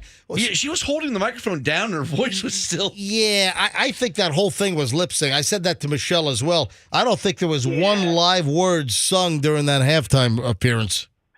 Yeah, but I just to me it's kind of the modern music and stuff like that. I don't think people don't even listen to the lyrics at all anymore. All right, Steve, thanks. All right, so Andrew cleared out all the positive calls, and now we go. Someone said there were Illuminati references. What is that? Oh God, give me! Oh, stop it! No, that's conspiracy garbage. I'm just telling you what the texters are saying. Yeah, okay. And then so some of them are really not liking the crotch grabbing and this.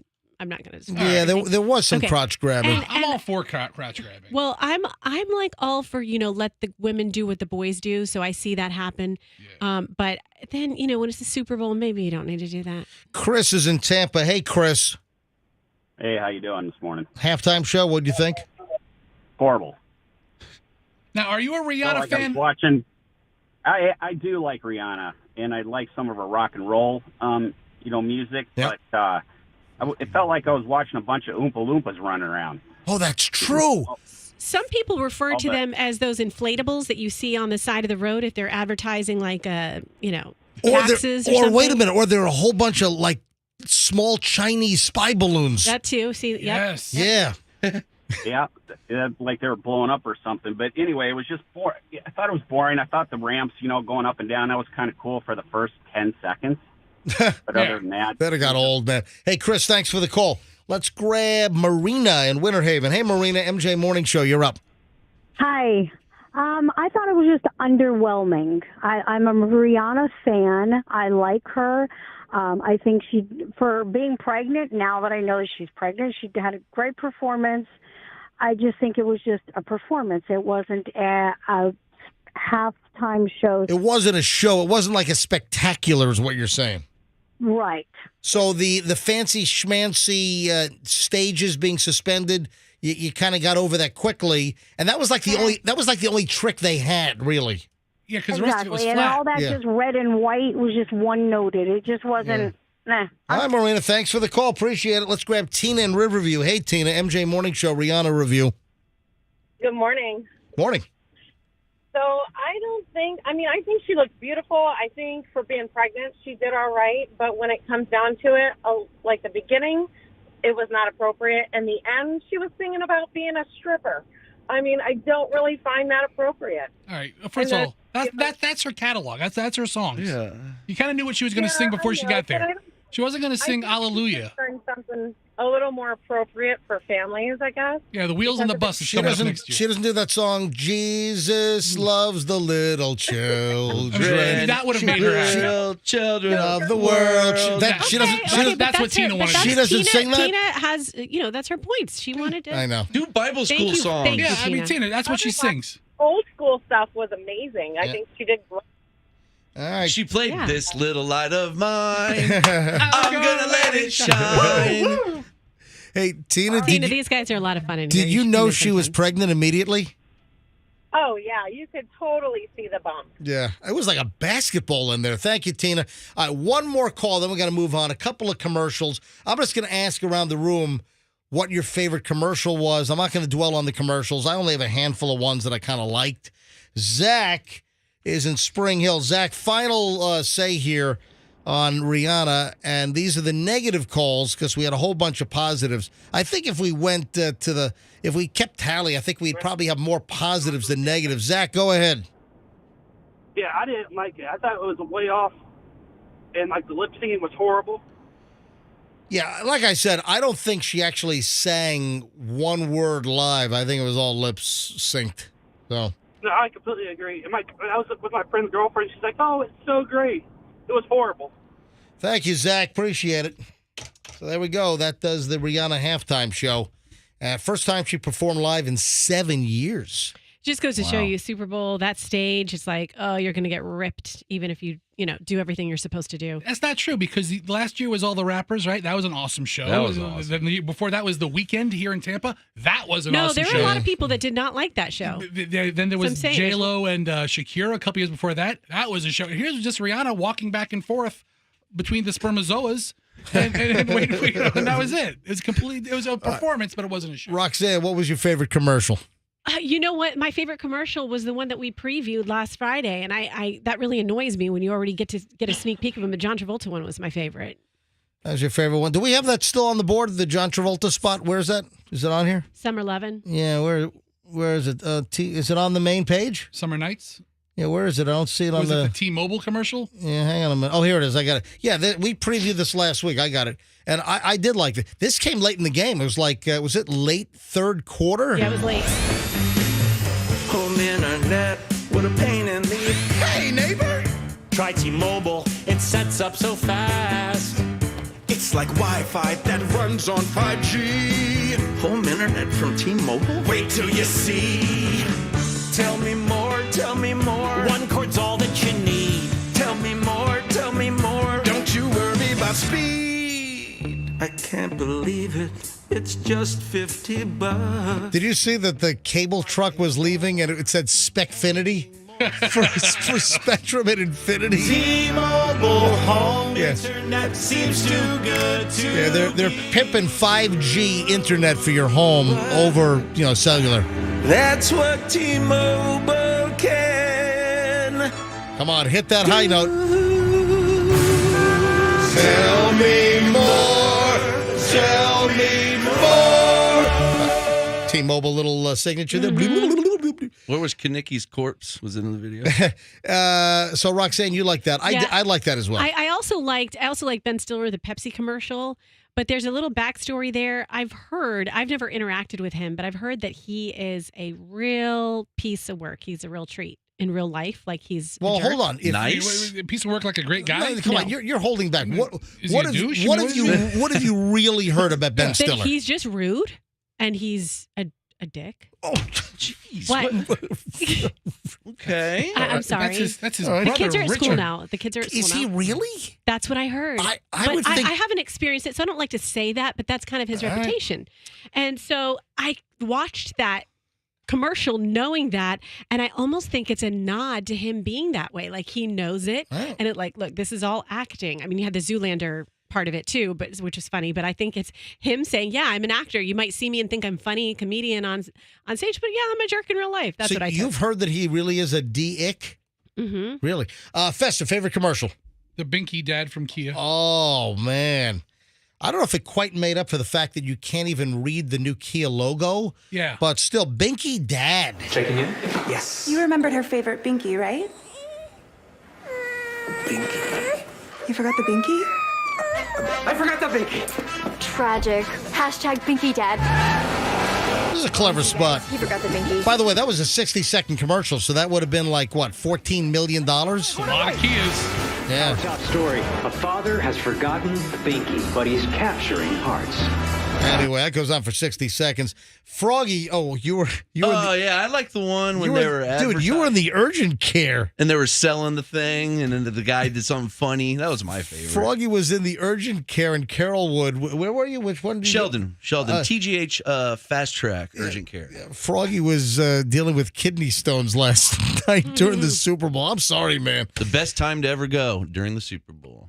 All right, I have my list and pulled some of the audio here, and there's some overlapping because T-Mobile was one of my favorite, and we did preview that last week. I did like the Kia commercial, but the new Kia logo, remember we talked about this last year, where like the Kia logo looks like it's KN. I mean, I do not see Kia when I look at that logo. It's like, I was watching Star Wars over the weekend, and it looks like Star Wars writing. It just means nothing. I mean, what is that? The new Kia logo, if you look at it, looks like a K and a backward N. It doesn't look like KIA. And I like the vehicle. It's a good-looking vehicle. Oh, listen, that Telluride is a very nice-looking car. You know what else I liked? I like the electric Jeep. They did a commercial for the electric Jeep. Yeah, but that's not going to be out until like 2024. 2024 is what the commercial said. That looked pretty awesome. Now, Ben, speaking of another Ben Affleck, now we know that when that story came out in early January that he was at a drive-through window at a Dunkin' Donuts in Massachusetts. Now we know why he was shooting a Super Bowl commercial. And you know what? TMZ did say back then that it was going to be for a Super Bowl commercial. I thought that was silly. Yeah, and they showed J-Lo in the outfit and everything. Oh, you didn't like it? You didn't like the commercial? Here, listen to it. Welcome to Dunkin', a new special. Dunkin' Run, medium or large coffee, get a donut for an incremental $1. Like, how can it be this inexpensive and good? Cream, no sugar. I'm just gonna have to just give you 10 munchkins. You look a little lost. 1 second, I'm trying to find the bagels. Do I look familiar? Oh. No. Should I be in it, or do you want just a self-portrait? And then he's taking selfies. And then you hear that at the end, J-Lo pulls up. What are you doing here? So, those two. Yeah, I thought it was silly. They're encouraging. What a crazy comedy couple. Tell you what. Pushing his Boston accent more than he usually does. Like, is that how Boston-ish he sounds in real life? No, I think he can turn it on and off is what he does. Yeah, let's listen to J-Lo pulling up again. Do I look familiar? Oh.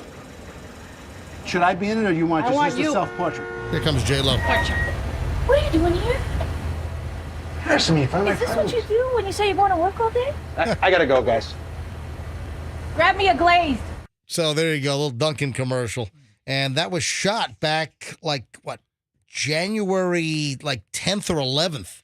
Because then the reports started coming out. Why was Ben Affleck at a Dunkin' Donuts drive-through window? And, well, obviously shooting the Super Bowl commercial. I think we found our new Lucy and Desi guys, huh? Oh, you think so? Avocados from Mexico commercial. I thought that was dumb. You didn't like that one? Yeah. All right. What about stupid? It's avocados, Roxanne. What you want? And I love avocados. That's why I was I like the Michelob Light Caddyshack takeoff. Thought that was good. That was good. It was a mess. You know, how about the two Jesus commercials? Did you see those? I missed those. The Jesus commercial, I think the latter Jesus commercial, I thought was a pretty good commercial. Yeah, so the Jesus commercial, I don't know who paid for this, but it was... I'll take the bill. I think that the graphic pictures of everybody fighting and being in everybody's face and being so angry, it really stopped everything at the house and kind of caught my entire attention. And then, boom. Those two Jesus commercials were paid for by He Gets Us LLC. So whatever LLC was set up for that.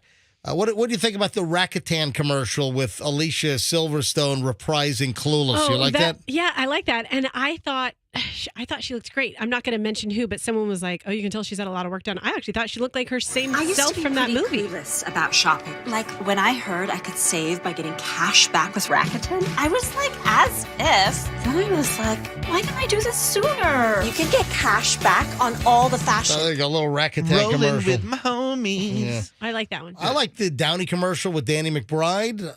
I love Kenny Powers. You put Kenny Powers in anything. You love him. He just plays himself in everything. He does.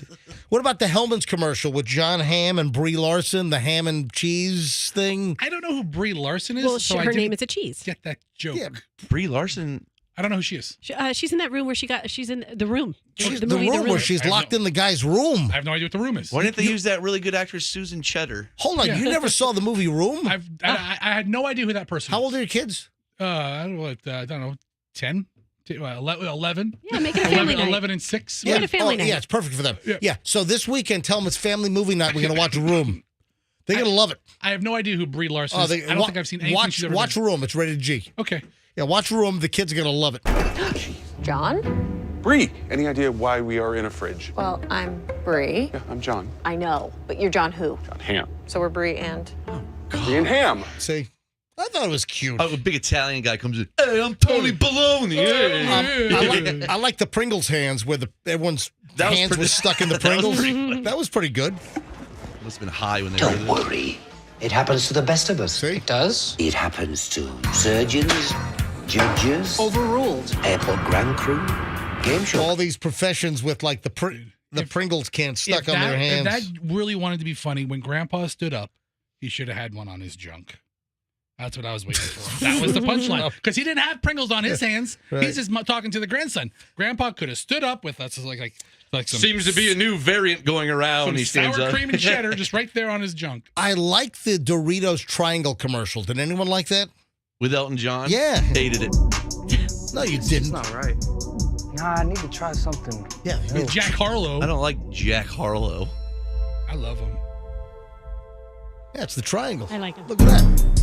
All right, so I did like the triangle commercial. What else was there? Oh, the Popcorners Breaking Bad commercial. Yeah, we talked about that last week. We did, and apparently that's going to be the last reprisal of Breaking Bad, according to Walt. How many commercials are they going to reprise something from years ago? Let me tell you, if it's going to be a constant payday, guess he'll be back in 2 years. These two. Yep. Yo, these are the bomb. And they're air popped, not fried. Popcorners. You're an artist. Actually, Jesse, it's just basic ingredients. No, we don't eat our own supply. Mr. White. Jesse. Everyone's gonna want to taste. And I know just the guy to talk to. What are these? We call them popcorners. Say their name. Popcorners. Anyway, I thought it was a good spot. And then what about this? Hey, I got to go backwards Yeah. because I've gotten double-digit texts that Brie Larson is Captain Marvel. Okay. Oh. Hey, I'm just okay.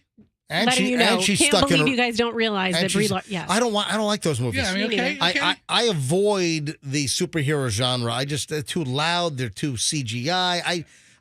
And then half the movies advertised are like for summer Marvel and DC comic movies, and I just don't. I tune that crap out. And the new Magic Mike. Yeah, I'm not saying coming out. I'm not saying she's not an accomplished actor. I don't know who she is. What about this?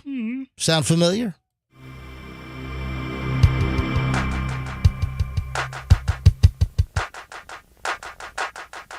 Okay.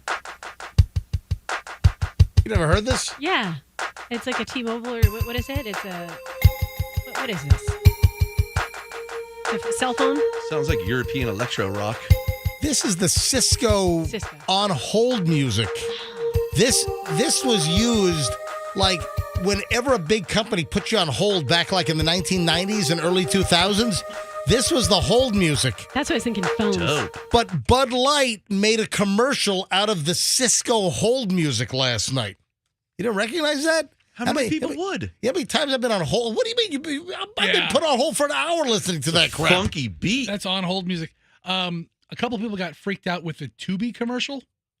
Oh yeah, where it took over the TV. Where it and looked like you were on your scheduling, like on your on the DVR, whatever, your program guide. Right. Yeah, that's what I'm trying to say. Someone wants to know, MJ, if you like the commercial mocking prescription drugs, Ram electric truck, premature electrification. Oh, you know what? I did see that.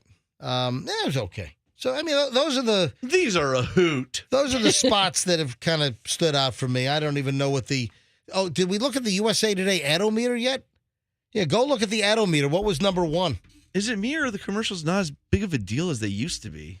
It seems that the density of really good commercials, maybe as we just get older, It's less funny. Yeah, or it's just we're conditioned, and it takes more to blow us away. It takes more to wow us. Remember back in the old show, I mean, we would talk about the commercials forever and play them, and they'd be like, "Oh, this is great." This is just now they all stink. Age-related dissatisfaction with commercials. What was the number one? According to this Adometer, the farmer's dog. No, another one of those stupid dog commercials. That was number one. And then the NFL's Run With It commercial, which was okay right after halftime. First of all, how much does that farmer's dog food cost if they're buying $7 million TV commercials? I don't see Alpo on the Super Bowl. Did you see the beer commercial where they talked about two beers the whole time, and then at the end it was another beer? They go, this isn't a Miller Lite. Oh, yeah. I'm like, what? Yeah. They're just promoting Blue other Moon. beers. Yeah, Blue Moon was the final beer. I didn't understand. Dunkin' came in at number 4. Popcorners at number 5. Bud Light, number 6. The T-Mobile. Number 7. I like the T-Mobile. With John Travolta. Yeah, that was strong. Then Jesus came in at number 8. Oh, Jesus is number 8? Yeah. I'll take it. Why couldn't Jesus make himself number 1? Because he's humble. Okay. All right. Yeah, well, that's there you go. That's a great big Kendrick Lamar fan. That's a great explanation you have there. Disney, the 100 years commercial. I thought that was a cool commercial. A little look back. That was number 9. And then, Rockstar with Workday. What? Don't call people in the office a rock star. You know how we have like this new guy Ron coming around? Oh, he's a rock star. Oh, this guy's a rock star. Man, this guy's he's a rock star. And then Ozzy Osbourne. Then like the rock stars, and then Gene Simmons from Kiss, or whoever that was from Kiss, I can't tell. And then saying like, stop calling people, rock stars. Hey, you're a rock star in accounting. A rock star in accounting. Yeah, people do that. Billy Idol's like, I trashed hotel rooms in 50 countries. A couple of quick hit observations. When Patrick Mahomes was taken down and looked like he re-injured that ankle, was he acting a little bit to try to maybe play a little psych game against the Eagles, to have the Eagles think that maybe he was hurt and his ankle is all frigged up and then he comes out and there's nothing wrong? What do you think? Yeah, I think that was a Kermit caper. You think so? My ankles are very strong from jumping to lily pad every day. Oh, how do you really tick off a Philly fan before the game even starts? Before the game even started, of course, Philly was looking good. I shot a halftime video. If you want to see Michelle and I, watching the game at home, I shot a video. Michelle didn't think she looked good, so she put a blanket over her head. Seriously, if you haven't seen this, I shot a video watching at home. Michelle's on the couch next to me, and she's got a blanket over her head, and she wouldn't take it off. So Take it off. If you haven't seen that, go to my Instagram, Certified MJ Radio. That's Certified MJ Radio. But at halftime, man, it looked like the Eagles were going to win this thing. It really did. Up by 10 points. And I actually did a video live, an Instagram live. Again, give me a follow. If you haven't seen this, look for the picture of Michelle with the blanket over her head. Certified MJ Radio. That's Certified MJ Radio. And here we go. Stuff at night. Oh, something else is playing there, Fester. Close the other windows. You got 19 things playing. Of course, it's Fester operating the computer. Yeah, that's right. You look great. No, I went to Sweatology. I know you went to Sweatology. I went with you as well. Right. Oh, we went to Sweatology yesterday. I heard. Take the blanket off your head. No. She wouldn't take the blanket off her head. But it looked like the Eagles were going to win. So, other than the Eagles losing, how do you really piss off Philadelphia fans? And remember, win, lose, they tear up the place. You really want to piss off a Philadelphia fan? Ask him to read something. Well, you don't know what the real answer is? Well, they can't No. read. They're all Apparently, illiterate. in the Philadelphia area, Comcast Xfinity had a whole bunch of outages. Seriously. Comcast Xfinity reporting outages in numerous places around Philadelphia. Right as the game was getting started. I mean, they'll burn if their cable is out. They can't watch the Eagles. They'll burn their own freaking house down in Philadelphia. I've seen videos of people freaking out with the field goal kick because they lost their bet because the Eagles were 1.5 favorites. Yeah. And then of course they lose by 3. I've seen people smashing TVs in their house, flipping out. So how do you lose by 1.5 points? Well, you pick the Eagles to win, and they have to cover 1.5 points, but they lost the other way around. Went the other way around. Chloe was at a pub in Scotland last night watching the Super Bowl. What's significant about that? It's probably like 5 in the morning. Duh, yes. Is she insane? My God, no. Apparently, the place was packed. Let me call Chloe quickly, because Chloe, let me dial her up. Was it like an American bar in the middle of Scotland? No, she was in a Scottish pub. Hang on.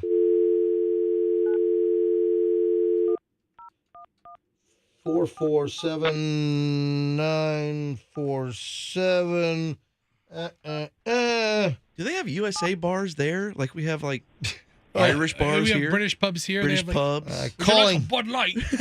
calling Chloe over in Scotland right now. Only domestic. I want to know what time she got in local time. Hello? Chloe? Dad? Did you watch the entire Super Bowl at a Scottish pub last night? Yeah. What time did you get back to your dorm room? It's 4 a.m. Oh, God. Safe. And wait a minute. And you've got class today? Yeah, I had class at 11. Oh, man. How much did you get? At least 5-6 hours sleep? It's 5. All right. What time is it there, Chloe? It's 1:30. 1:35. So you already had class. 1:35. Yeah, she's already had a class. Hey, Chloe, in Scotland, do they have bars like we have Irish pubs here? Do they have American bars, like American like pictures of, Biden up on the wall and the American flag and stuff? Phil's American Pub? Yeah, Dale something Jr. like that. Yeah. Bunch of NASCAR crap. No. No. Hey, Chloe, how busy was this Scottish pub last night watching the American Super Bowl? It was really busy, and it was actually very crazy because it was almost entirely all American. And that was just funny to see because when I go out here, it's like always just international people. But yesterday it was like purely American. And then Chloe texted me last night that she didn't think all the commercials were the U.S. commercials, right? Yeah, I just did not think they were showing the commercials that you guys were seeing. That makes sense. Yeah, I mean, probably watching some British channel or something. And was the place like 100 people, 200 people? Was it wall to wall? Yeah, I'd say maybe between 100 and 200 people. And this is what kind of a pub? It's just a Scottish pub? How would you describe the rule? Like a bar pub? Sports bar. Oh, sports bar. There you go. All right, Like Chloe. a Buffalo Wild Wings. Oh, wow. All right. Did you get? I had wings. You had wings? Did you drink? You said you weren't going to drink last night. Yeah, I had 3 pitchers. Whoa. And 3 pitchers of what? one was a S on the beach. The second was a drink that I asked the bartender to specially make for me. And the third one was also an S on the beach. An F on the beach? No, I think she said sex Oh. S on the beach. All right, Chloe, I got to run. Enjoy your day in Scotland. Okay, bye. Bye, sweetie. Poor Scottish bartender. These damn Americans come here to go to the sex on the beaches. Because they're 5 hours ahead. All So right. do the math. I mean, she was Every commercial is a reprise of watching Braveheart. watching the game at 3 o'clock in the morning. So I just was concerned. I just didn't want to get loaded up and be walking home at 4 o'clock in the morning. That's something a dad doesn't want to hear. No. Scary. Yeah. Oh, She's fine. No, she is. I'm glad to hear from her. Let me prioritize. A couple other little tidbits that Yeah. we didn't talk about. I don't really feel like the women who flew in the flyover got their due media coverage. I think that was glossed over, and that's a big deal. And one of them was from Tampa. Yeah, that's true. Now, what Roxanne is talking about, the Super Bowl flyover, right when the national anthem ended, and the home of the brave, the fighter jets that flew over were all piloted by women. It was the first all-female flyover ever. I thought they cut to the camera of the flyover a little too late. That's hard to time, man. Those things are fast. I thought it was pretty exact how they do it. I saw the camera in the cockpit. No. Listen, the flyers were on time. I thought that the control room truck, I thought they took camera 27 a little too late to get the flyover. It was like the back end of the flyover. They should have had the planes like coming, then right over, and then leaving. I thought they just cut to the flyover just a little bit too What's late. that loud sound? Oh, damn. Okay. All right. So, question. Yes. Yes. Oh, and then Roxanne's correct. One of the female pilots is from the Tampa Bay area. Now, did she train out of MacDill or? I don't know. Well, Or- MacDill's KC-135Rs. I'm That's asking. that's not fighter jets. Okay, I'm asking. I don't know. It's a big Air Force base down there. Another thing too, Chris Stapleton, he did a great job. And Yeah, Chris Stapleton, the country singer, did the national anthem, was fantastic. Oh, and Babyface, I thought was tremendous with America the Beautiful. Yeah. Not quite a baby face anymore. I was thinking the same thing. I'm like, how long are you going to go with that? Baby face, 65 years old. How about elder face? You know what's strange is Chris Stapleton, I do believe, was supposed to perform at the Super Bowl that was in Tampa. And for some reason, the reason I know that is because he was doing a deal to stay at one of our houses. And the reason, Whoa. and then it didn't happen. So I think they had him scheduled for what year was that? 2021 was it? Yeah, 2021 Super Bowl. And so, it looks like they made it up to him for not having him that year for whatever reason. Okay. Did you have the name of the Tampa woman that actually flew? I had the story on Friday, and I can't find it now. I'll look. Her name was Maverick. See if you can dig that thing up. Okay. Well, that's a nice thing. All women doing the flyover. That is pretty cool. I thought that was great. I think we're done with the Super Bowl stuff. What do Next you? year they have all Was it Shandon Kana? Football fans watch U.S. Air Force. I don't know. No, never mind. That's not her. okay, That's not her. Hold on. What, you just you don't blurting know- out? What are you blurting out random names? You don't know. You Actually, don't know. random consonants All right. and syllables because If that you doesn't can- even make sense. That If you name can is find a it, you little- can find it. Cerie Moreno. She's a weapons system officer from Tampa, Florida. There you go. Look at that. Okay. The other pilots, Ariel Ash from Texas, Naomi Nagel So from she Virginia. was she not? Oh, she wasn't a pilot. She was. So she was on. Flying two FA-18F Super Hornets, and these are she was one of the two pilots in Right. Two pilots in each of these. There's one pilot. It was the payload specialist in the back, maybe, or whatever. She was or a the- weapons system whatever- officer whatever they call whoever's in the back. in an F-18. Let me grab. That's an FA-18. Hey, Alan is phoning in. Alan is the guy that wants to maybe get me some Eagles tickets that I thought was ghosting me last week. Remember? Well, they just lost. You reacted off. Yeah, the Eagles saying they're available, right? No, no. Are you talking about the band? Different Eagles. Yeah, the Eagles are coming to Amalie. Hotel California. Yeah, Eagles. exactly. Not no, he's not going to I'm give like, me. what are you talking He's not about? going to give me Eagles tickets for the Super Bowl last night. Hey, Alan, welcome to the MJ Morning Show. Hi. Hey, how are y'all? Good. So, Alan, you sent me an email because I was talking about how Julian and Michelle want to go to the Eagles when they come to Tampa, and you actually sent me an email that you bought 3 tickets and you're only going to use 1? Yeah, the gentleman that I had in mind to go with me pissed me off, so I decided to cut him out of it. Whoa, hold on. You were going to go with a guy and he's pissed you off, so now you've cut him out of going to the... What did he do to piss you off?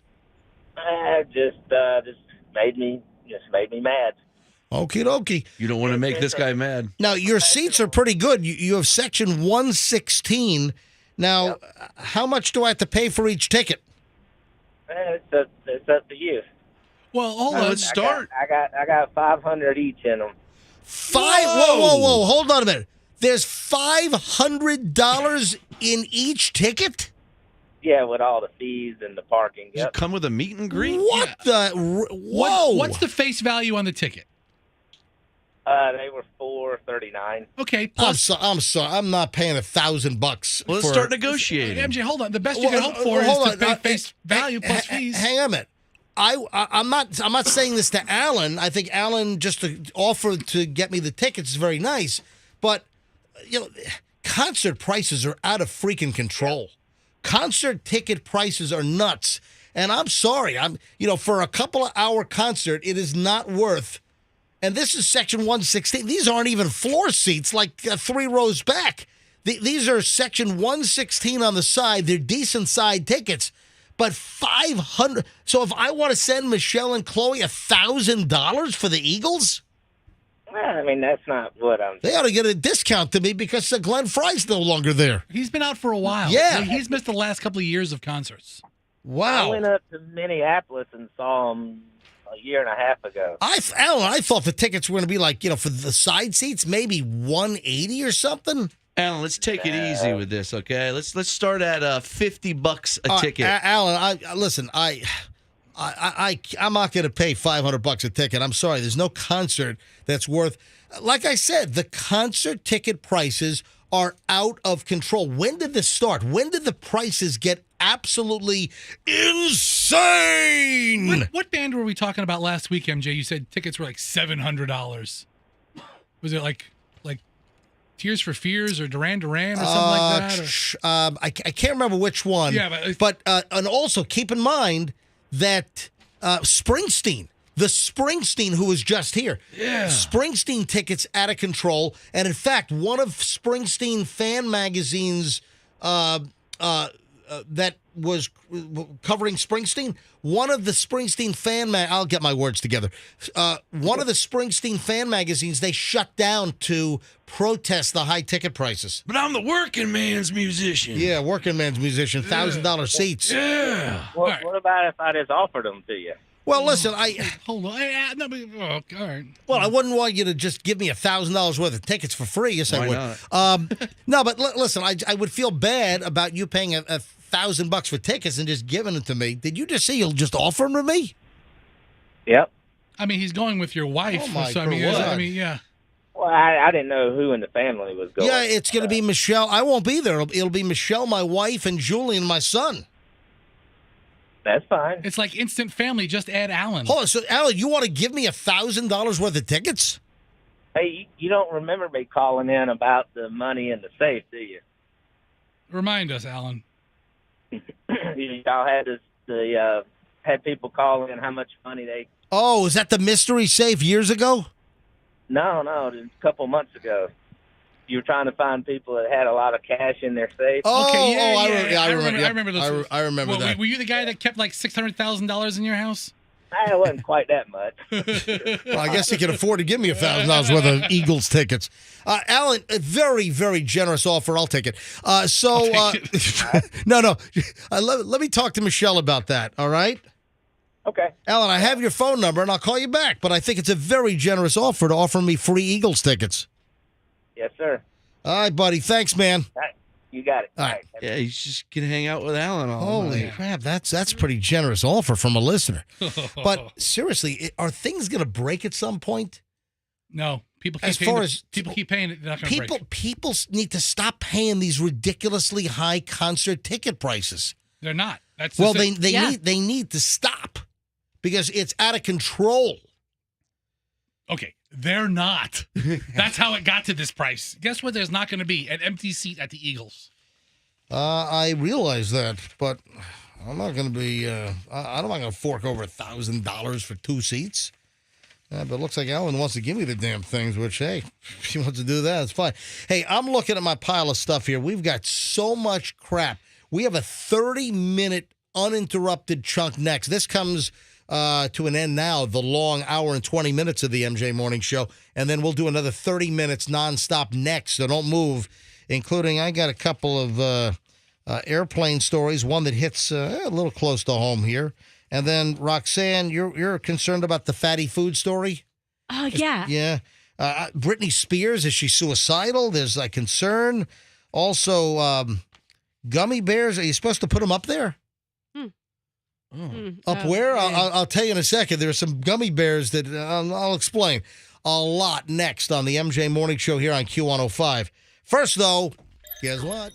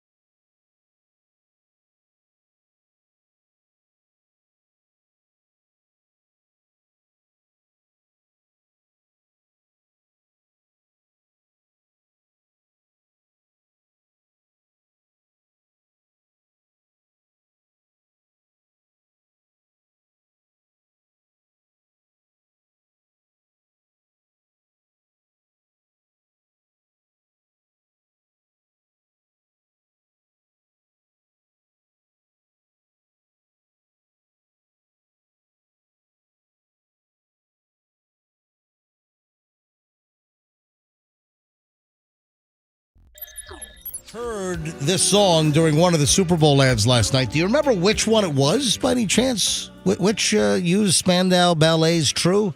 MJ Morning Show on Q105. Just a ton of our music.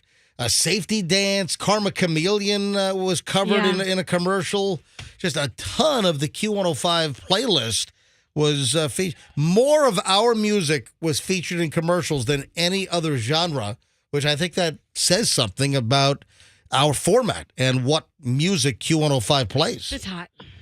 Say it again? I said it's hot. It is. Well, I thought you were talking about the studio is hot as you know what today. That's what I was talking about. It's hot in here. Could somebody go get Ron, our general manager, and make him sit in here for the rest of the show? I don't. No. Go get him. Make him sit. We're good. Let's make him sit in the corner so he can feel how miserably hot this studio is. I mean, he won't understand until he has to suffer like us. Anybody go to Topgolf? I've been a couple of times. Yeah. It's fun. I've never been to Topgolf here. I've been to Topgolf actually in Phoenix. Yeah. Chloe, back when she was in high school, had a soccer showcase in Phoenix, and I went out with the whole team to Phoenix, and we did a whole parents' night at Topgolf, and it was fun. But I haven't been since. But I had a good time. Any hot moms? Well, Froggy, you got to bring that up. You know Michelle's listening. Oh, sorry. We have Topgolf here in Tampa, but guess what's opening up? Isn't Tiger Woods thing? The Tiger Woods putt place? Yeah, Pop Stroke. That place looks fun. Yeah, so Tiger Woods golf joint, Pop Stroke, is opening up their new Tampa location. What is the 17th? It's, I guess this week, right? Yeah. It's Saturday. Is it? Or no. Friday. Friday. Is Friday the 17th? Yes. Yeah, the movie, Friday the 17th. Mm-hmm. So, but actually, wasn't there a funny commercial last night, Monday the 13th? That was a pretty funny commercial last night. But Pop Stroke is going to open up at noon on February 17th. Now, where the hell is this? Wesley Chapel, I think. It's Cypress Creek Town Center, Sierra Center. Where's Sierra Center Boulevard? Is that Wesley Chapel? Oh, Tiger. Yeah, look this thing up. 25297 Sierra Center Boulevard. And that's where Tiger Woods' new Pop Stroke little putting course is going to open up. And they're opening up these Tiger Woods Pop Strokes all over the place. It's not too far from it's right near the outlet mall. It's right near the Ford's Garage in Wesley Chapel. So it's off by of Walk On Sports. It's off of I-75 and State Road 56. Yeah, where the big Tampa Premium outlets are on the south side. Is there a hole where you get into a car and flip it twice and bash through a billboard? No, I'll tell you what though. You mean when he flipped that? What was that? Yeah, I couldn't think of the car. car. A Genesis. Yeah, Genesis. It was a Genesis SUV, which is Hyundai. Hyundai Genesis is their high-end label, and he flipped that car out in California. I don't know about that, but what I do know, for an extra fee, Ellen Nordegren, his ex-wife, will chase you into the parking lot and throw a lamp at you. Ooh, I'll let her do anything to me. So She'll bash you with some golf clubs. Oh, she will. She'll smash you over the head. She'll knock your teeth out. Well, she'll dent in your hood on your car. She'll bash in your windshield. So it's a nominal amount, but Ellen Nordegren will attack you with lamps and golf clubs. But can I have sex with a Denny's waitress? At the new Pop Stroke How about opening up. Jocelyn James? It was a Perkins waitress, by the way. It was Perkins? I'm sorry. It was was it? Get it right. The whole joke is ruined. Tom Brady has really filed for retirement this time. I'm not going to dwell on this, but Tom Brady did file for retirement, and I guess this time it's for real, because remember when he retired last time, he did not actually file the papers. So now he's retired. He's filed the papers with the NFL saying that he really is going to retire this time. All right. Can he come back like after a year though, or something, or this is it? He signed that thing. That's it. You can't come back. Listen, I think you probably can come back. Please don't. At some point, but I think he's done. But also the Super Bowl last night was Tom Brady free. You would think that maybe he would be seen in a suite, or he'd pop onto the set, walk behind, Howie and Michael Strahan and Terry Bradshaw. Don't they always have a presentation for like Super Bowl winners and something boring like that? Some years they do. This year they didn't. There was nothing. There was nothing Tom Brady, and he is going to sign that deal with Fox Maybe it's already signed, but we did hear last week that Tom Brady was going to take the whole year off. Good for So him. he's not going to be part of the 23-24 football season on Fox. He's going to be part of the 24-25 season. He should just gain like 150 pounds and come back looking like the whale. Oh, like Brendan Fraser? Or Burke. Is it Brendan or Brandon Fraser? I'm ready to do some announcing. Do you know what is his name? Brendan. Brendan Fraser. Thank you. What if he blew up like the next John Madden? He just comes back. He's Comes back 100 pounds heavier. Already. We see here, Jim. Boom. Is that a rib you're holding? Got a couple of interesting airplane deals going on here. First of all, there was a flight headed to Tampa that made an emergency landing after flames were shooting out of one of the engines. Jeez. Yeah, this was. Oh, I'm sorry. Correction. I have two stories I That's can a big correction. Yeah, big correction. All right. The Tampa flight was turbulence, and 3 or 4 people were injured. All right, so that's my correction. 3 injured heading to Tampa.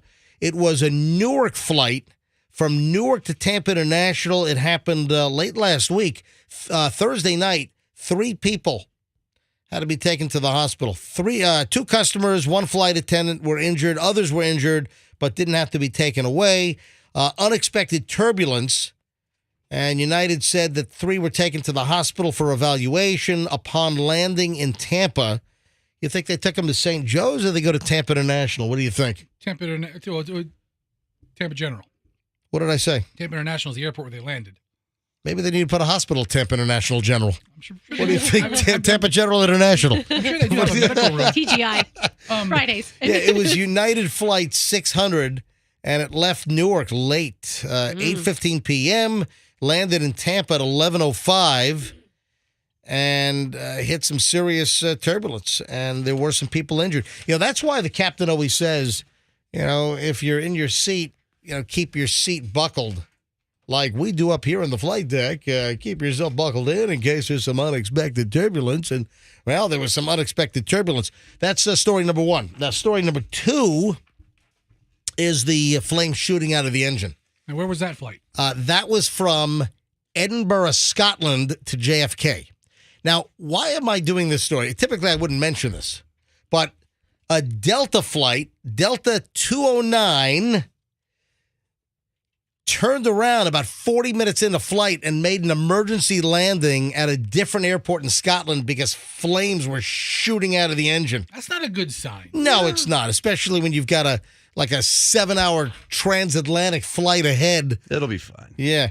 Well, they made the emergency landing okay.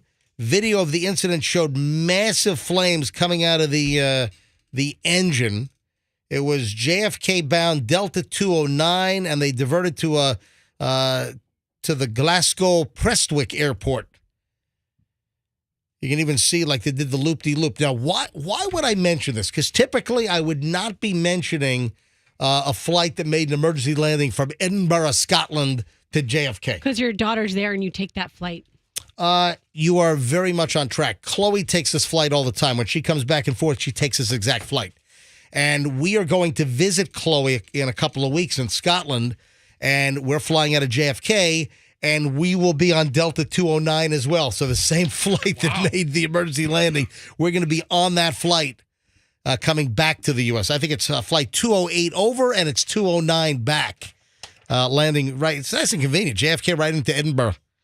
Delta's using the old 767-300s, but, average age probably about 27 years on that aircraft. But I just thought it was interesting that this is the flight that Chloe takes, and then we're going to be on this exact flight coming home. Dude, I was on site and sitting next to a guy on my plane who reminded me of you. He was like, "Hey, man, look around. You see how old this plane is? This plane's like 35 years old. You see these cracks right here, how they're separated? That wasn't the new planes." I'm like, shut up, dude. God, can I move? Now, I highly doubt we're going to be on the exact same aircraft. And I did make a note of the tail number, though, to make sure that we're not on the same one. Yeah. So it's Delta. It's N197 something, DL or D, whatever it is. So I'll let you guys know if we're on the exact aircraft. They'll fix the engine. That thing will be back in service pretty quickly. Great. But I just thought it was interesting. We're going to be on the same damn thing. Oh, and oh my God, what is wrong with people? A bomb threat was made against a Spirit Airlines flight heading to Tampa. Now, this was a flight from Manchester Boston Regional Airport. So it's in Manchester, New Hampshire. That's a nice airport. I've been in that airport a bunch. That's a good little airport right there, the Manchester Airport. Yeah, also, I don't mind Boston Logan either. I don't think Boston Logan's that bad. But you got to walk a lot sometimes. But on Saturday morning, listen to this. A bomb threat was made against a Spirit Airlines flight at Manchester, Boston, heading to Tampa. Ted Kitchens, director of aviation at MHT, that's the airport code, said the airport communication center got a call at 10:50 a.m. alleging a threat against Spirit Flight 2025 to Tampa right here. They searched the airplane. Law enforcement brought on dogs. They searched the plane.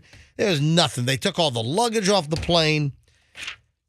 What is a story like this typically?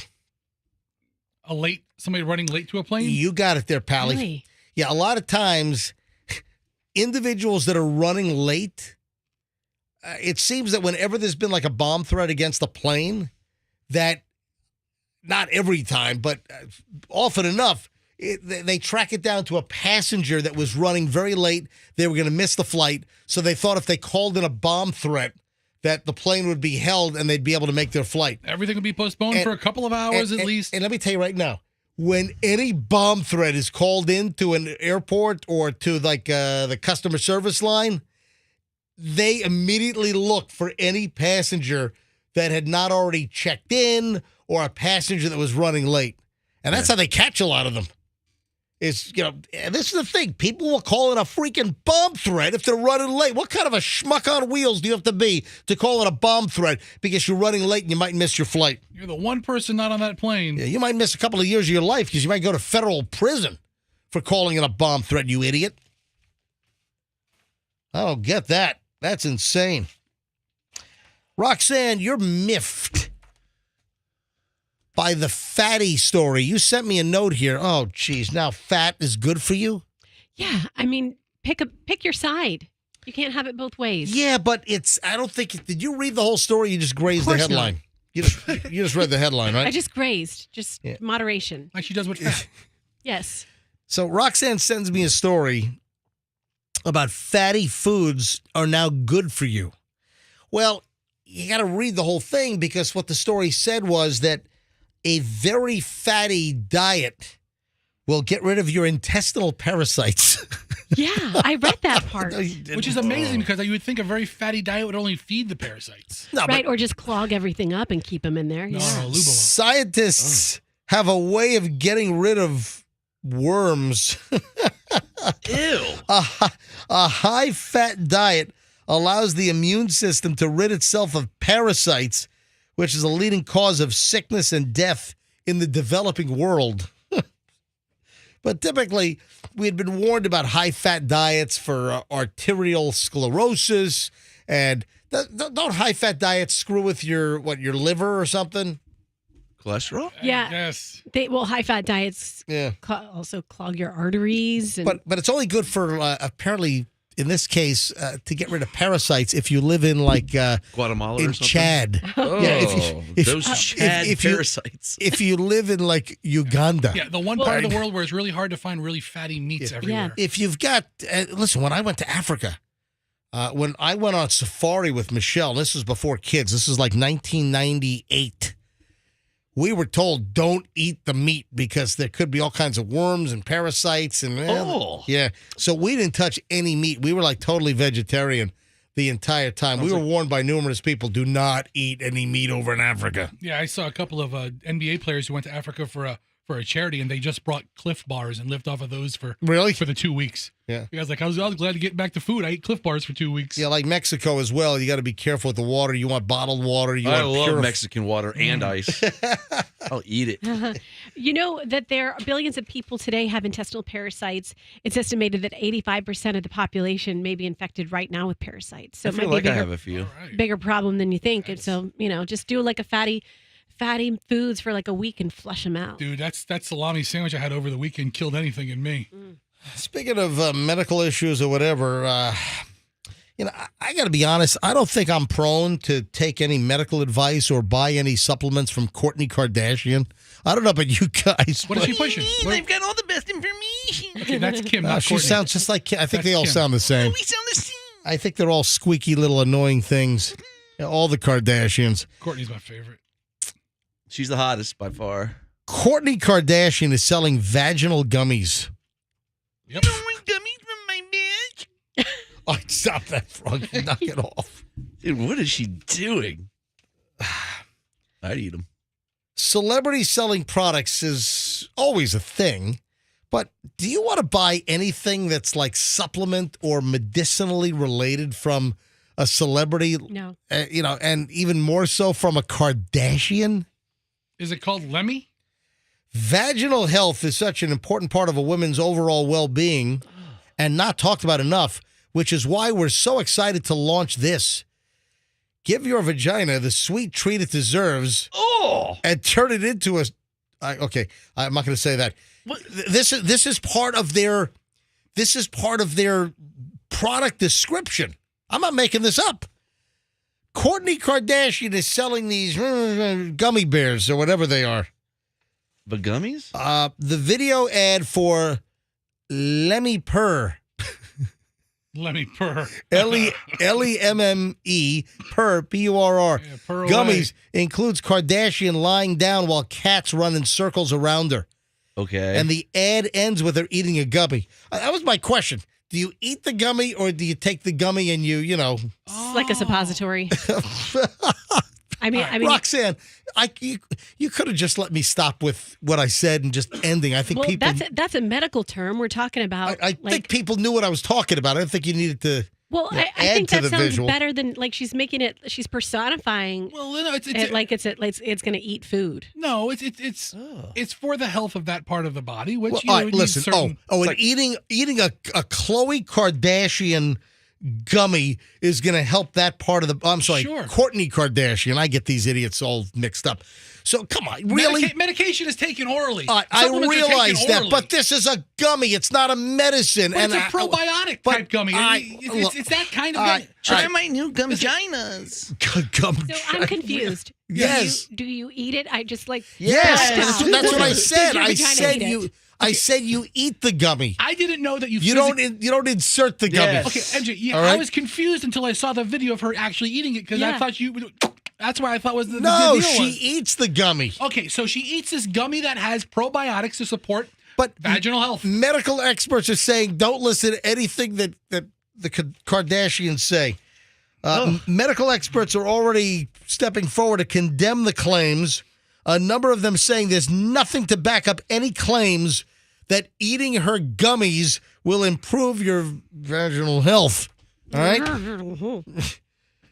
Brands should not try to advance artificial insecurities forced upon women, said Dr. Melanie Bone.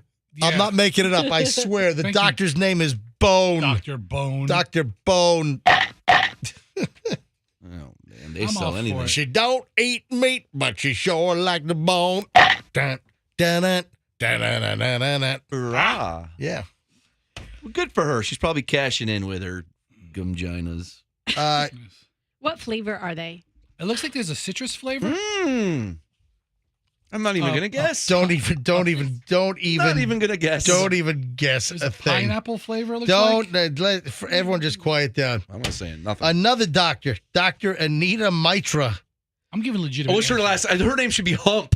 Her last name. What I mean, with all these stupid names. Or Anita Bone. Anita Yeah. Bone. Oh yeah. So we got Dr. Melanie Bone and Anita Mitra. We need to make it. We need Anita Bone. So according to Anita Mitra, she's a doctor. She's the author of The Gyna Geek. Said people should be wary of taking medical advice from celebrities. Yeah. In a lengthy takedown of Kardashian's claims about her gummies. I was watching an ad, some ad popped up on my phone, Yeah. and it was from a girl that used to be on. You remember that show, The Hills, on MTV? Oh yeah, Like Lauren Conrad or somebody, or It was some. Yeah, I think it was Lauren Conrad, and the first thing she says is, "Guys, I've had 12 yeast infections in the last year." will you stop? And then she goes, "I got a product for you if you're like me." And I'm just like, ooh. wow, it's a lot of information. No, it was Lo, a girl named Lo. Okay. I thought she was doing a commercial for Fleischmann's yeast or something. Dude, I don't know, but I was like, all right, might want to keep that to yourself. Yeah, really. Britney Spears. Apparently, everyone's concerned about her well-being to the point where they think that she could be a suicide risk. Britney Spears' medical issues are far more complex than fans realize, according to sources. Because, remember, people got very concerned in the last week or so about some of her social media posts, and then she deleted, I believe, some of her social media again. But according to Page Six, also TMZ's report on this, Britney Spears' medical issues are far more complex than her fans realize, and those who know her told Page Six they remain worried about her well-being. There's been a growing concern for Spears amid reports that her inner circle had planned, then abandoned an intervention for her, prompting her to rage online last Thursday. She said, there's obviously a lot of people who don't wish me well.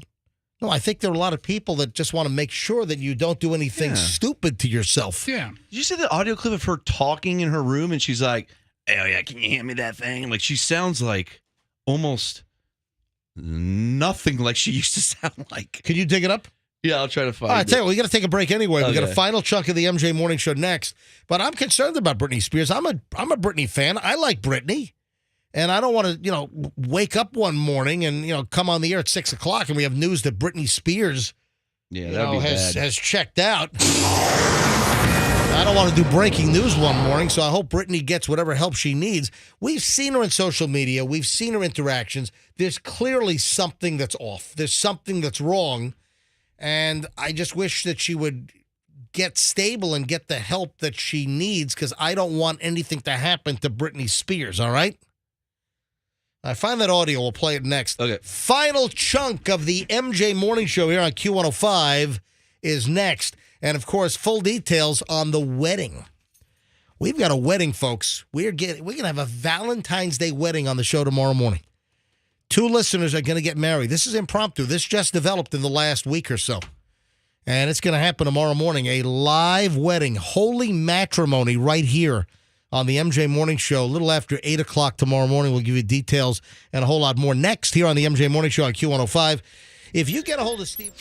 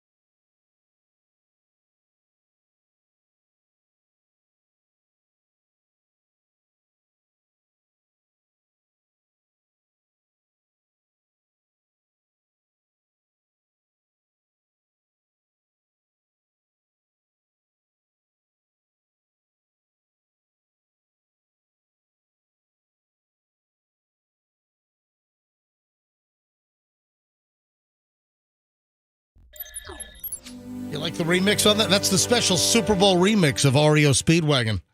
Do you know what this is? Do you know what that is? What noise is that? That's I know what that is. What is that? After you played it 24 times, I figured out what it is. That's the doink. That's the egg exploding, right? Yeah, that's Kansas City in the first half kicks a field goal, and they have like the star kicker who ultimately won the game for them. Yeah. But he doinked it right off the post. He had the winning field goal at the very end, 38-35. But first one here tonight. And Bucker's hooking and hits the post. No good. And so a good drive ends with the doink. Why don't we hear it?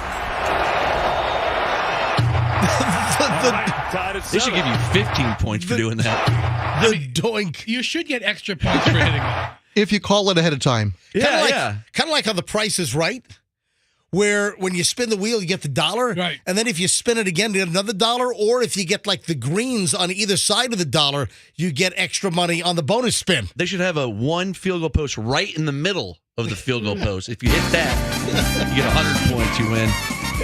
It's the doink. He got it! They won! He hit the middle post! It's nice to see someone have a really bad day and then it turns into a really good day. Yeah, what happened to him? That first half. Because you had a bad day. That was a good day. You sing a sad song just to turn it around. Yeah, it was a bad day at first. Then it turned into a good day. Yeah. I have to say, I just like saying the guy's name.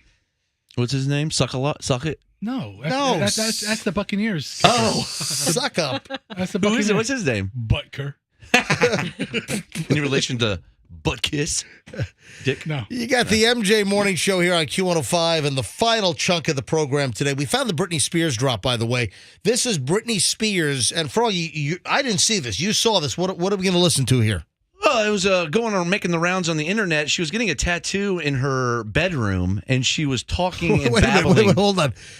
Are there like tattoo artists that make house calls? Oh, sure. For celebrities? Yeah. Sure, really? yes. So she's just sitting there getting tattooed, and she's just babbling about something, and her voice sounds all weird. I don't know. It's odd. Do we have any tattoo artists listening that make house calls? I'm sure we do. Hey, if you're a tattoo artist and you actually will go to somebody's home or office, I'd like to hear from you. I mean, it's all pretty portable equipment, isn't it? I mean, you go to tattoo shows, they do it in their booth. You got a little pen that goes, zzz, right? It. Yeah. But are there any tattoo artists listening right now that actually make house calls? And, hey, have you ever done a celebrity house call tattoo? Yeah, so do celebrity haircuts. Yeah. Spray tans. Celebrity massages. I had a celebrity haircut yesterday. I went to Great Clips right there on West Shore. Who cut, a celebrity cut your hair? Who? I saw Ha. Yeah. I love Ha. Ha's Ha's been cutting my hair now for a little bit. Is that what he says every time he sees your hair?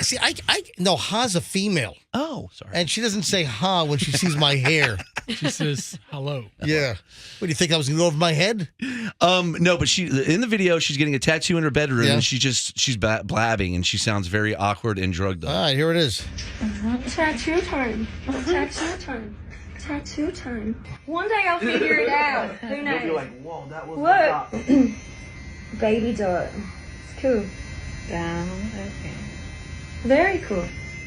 Oh, she sounds a little slurry, you know? She sounds just like weird. out of it. Sounds out of it. And then you can hear the little tattoo thing going. Zzz, right? The thing is, she has a husband. Why isn't he like helping her? Why doesn't he say, don't post this? Is he an enabler? Or I think he's a yes man. Maybe so. Maybe he's afraid of getting kicked to the curb. He's enjoying, driving the Bentley and everything. And placating her. And all that crap. I would love to be Britney's enabler. Hey, if you're a... He's hot. If you're a tattoo artist and you do house calls, I would love to hear from you. 800-990-1047. Yeah, I gave Tony Little a house call tat one time. I mean, who are they? I tattooed, you can do it, on his bicep is what I did. All right, so if you're, I'm just curious, because apparently Britney Spears was getting tattooed in her house. What is she out in Calabasas or something? Or doesn't sound very safe. I hope they have the good disinfectants. Yeah, exactly. They just dip in some Sprite, I think. Fine. That'll do it. Sprite's the best disinfectant out there. No, they got the new one. Yeah. What is it called? Starry? They replaced I Sierra saw Mist? that. Yeah. Yeah. You know what? Interestingly, we tried. Have you heard of King of the Coop? The restaurant, yes. Yeah. So we tried King of the Coop yesterday. We had a busy day. We flew in from Connecticut, landed at TIA, at Tampa International at about, 10:45. Had to go get the dogs at the kennel. Then I did a 5-mile walk with the dogs yesterday. Then Michelle and I went to the Sweatology, and we each sweated on level 9 for 30 minutes. That place should sponsor the studio. Yeah, exactly. I really don't need to go to Sweatology. I just need to just do a morning show here every day. So we tried King of the Coop, the chicken place. I thought it was good. It's a Nashville hot chicken. Did you go to the one in Seminole Heights? No. Chapel? That's the original. No, we went to the one on South Howard. Okay. And then listen to this. They're right down from McDinton's. Okay. Right? And McDinton's was just slammed yesterday. And all we heard at full volume, the whole crowd chanting that Eagles song. How does that thing go? Quack, quack. No. They were doing. I have no idea. No, they were doing the. Welcome to the Hotel California. No. They were doing that Eagles chant, like the Philadelphia EAGEL. Yeah, EAGLE. They were EAGELS. Punch the person next to you in the face. Yeah. I mean, isn't that what they do there? Yeah, you should have heard how they were cheering like about 10:30. Riot and attack the people on the streets of Philadelphia. I think that's a lyric in there. No, but it was loud. Michelle's like, "What is that?" I'm like, "Those are Eagles fans chanting at the top of their lungs from like 2 blocks up at McDinton's." What'd you think of King of the Coop? Oh, that was good. Yeah, I've been there before. Yeah, Good so stuff. Nashville, I got the Nashville hot. I didn't go to like there was one level hotter, which is like nuclear or something. I want to try it. Where did you say it is? The one I went to was on South Howard. Yeah, Okay. South Howard, St. Pete, Seminole Heights, and Wesley Chapel. Yeah. And it started here in Tampa Bay. Yeah, that's what I heard. And then the thing is, McDinton's. The reason why I'm bringing it up is they're chanting the Eagles crap from McDinton's. I didn't know the way it sounded. There wasn't one Kansas City Chiefs fan at McDinton's yesterday. You brought it up because we were talking about Starry soda replacing Sierra Mist. Oh, so inside the cooler there, I saw the story. And I said to Michelle, "Hey, I think that's," and then she said, "Oh, the lemon lime drink replacing Sierra Mist." I said, "Yeah." Okay, it's supposed to be both lemon in the ear and lime ear. Lemon in the ear? Yeah, you put an extra in there. It's lemony snickety ear more is what it is. A series of unfortunate events. I am looking really forward to the wedding tomorrow morning, folks. You hate weddings. I just remembered that. But I don't want to go to weddings. Yeah, but the wedding's coming to me. Right. Oh, you like Yeah, it. exactly. This is completely different, Roxanne. And guess what? I control the microphones. I can get this wedding the hell out of here whenever the hell I want it out of here. So we have a real judge coming in. We do. We have a couple coming in. We have Judge Volkenberg from Hillsborough County was listening last week when I said, "Hey, we need someone to officiate," and I got a real judge from Hillsborough County that's coming in to officiate and marry Barry and Lisa Marie. Does he have to call her Lisa Marie like every time he refers to her? Listen, that's her name, and Lisa Marie was named after Lisa Marie Presley. So we are actually going to have a wedding live on the show with Barry and Lisa Marie. Fester, you should dress as the Colonel. Elvis's famous manager. Oh, was at yeah. the The Colonel. He'd rip him off for like 80% of his earnings. This will be the walk-up music. This will be the giveaway music. Can we have some Naner sandwiches? Some peanut butter and banana sandwiches. And some pills. All right, I really... We got some pills. I really need some engineering help with all this. Oh, we have to block this out. We figure out where people are going to stand. I mean, we're going to need like... Let's just... Extra. We need extra headphones in here. How about Buck? Is Buck coming? Hey, Andrew, go see if Buck's. Can you run down the hall and get Buck? Because we need video of this. This doesn't happen every day that someone gets married live on the MJ Morning Show. It's a very big deal. And, well, Buck was a 3-person video department. Now it's like a 1-person video department. Buck can stand over here right next to Roxanne and just video the whole thing and get it all on. Yeah, listen, it's not going to take long. Stand right by Roxanne. But we definitely need to. We need this professionally captured. What is the inside joke I'm missing here? So, another morning show was, going around with, people in the office and, and joking around about, hey, if you had like an office, affair or somebody. And Buck walked in on that conversation. And they dragged him into it. And he might have said Roxanne. Oh, that if Buck had an office affair, he'd want it to be with Roxanne? Well, he probably knows I'm discreet. I wonder what HR would think about that comment. Does he know how high maintenance you are? I'm going to have to send an email You are and attach the it to everybody. most high maintenance, discreet person I've ever met in my life. I'm not the one you want to have an affair with. Yeah. Too demanding. Is Buck coming down? We don't know where he is. Andrew's going crazy. Andrew, is Buck coming down? He's working on something right now, but he's going to try to be here. In the next 3 seconds that we have left. I'm closing down the show in like 2 seconds here. It's his email writing hour. Stop. Yeah, What's he working on? A plan of seduction for me? Oh. Yes. What do you guys make out of the fourth, floaty thing being shot down by the Air Force? So this is a lot. What is going on now? We had the Chinese spy balloon that rolled across the entire country. That was a massive structure, with all kinds of equipment bays hanging off, and that was a real spy or a real spy balloon situation, which was shot down a week ago off the coast of South Carolina. And then since then, there have been 3 more, and the latest yesterday, something was floating over Lake Huron, then something was shot down over Alaska. A car-sized one, right? Yeah, and then another thing was shot down over Canada. And by the way, the Canadians had us shoot it down. Yeah, F-22, an American fighter jet. We're not about it. They don't go out and about to shoot crap down. So are we just shooting things that we thought were UFOs now? We don't know when are we going to get some information on what the hell these smaller things were that were floating around that we shot down? All right, so if I'm China, I'm sending up like 1,000 balloons and freaking everybody out. Nothing on them. Just 99 red balloons. There's going to be 99 spy balloons out there at some point. 99 spy balloons floating in the summer sky. Anything else before we get out of here? That's it.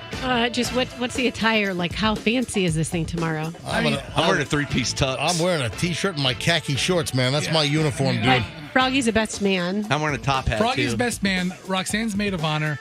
We have Barry and Lisa Marie. I'm giving the bride away, and we have a judge, and I have a sheet cake from Publix. Aw, that's going to be nice. It's going to be a great wedding live tomorrow on the air here on the MJ Morning Show on Valentine's Day. I think that's it. I got a lot of stuff we didn't get to. Is Buck going to make it down? He's purposely avoiding us, right? He's not going to make it. He knows we're shutting it down.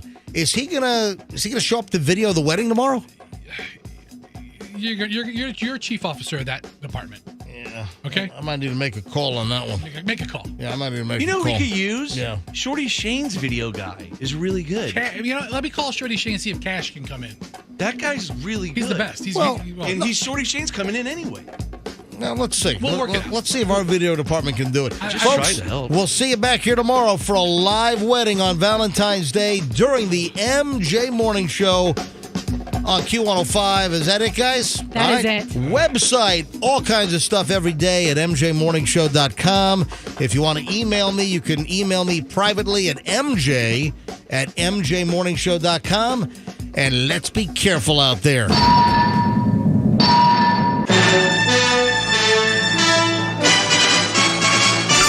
Download the app now. Get the Q105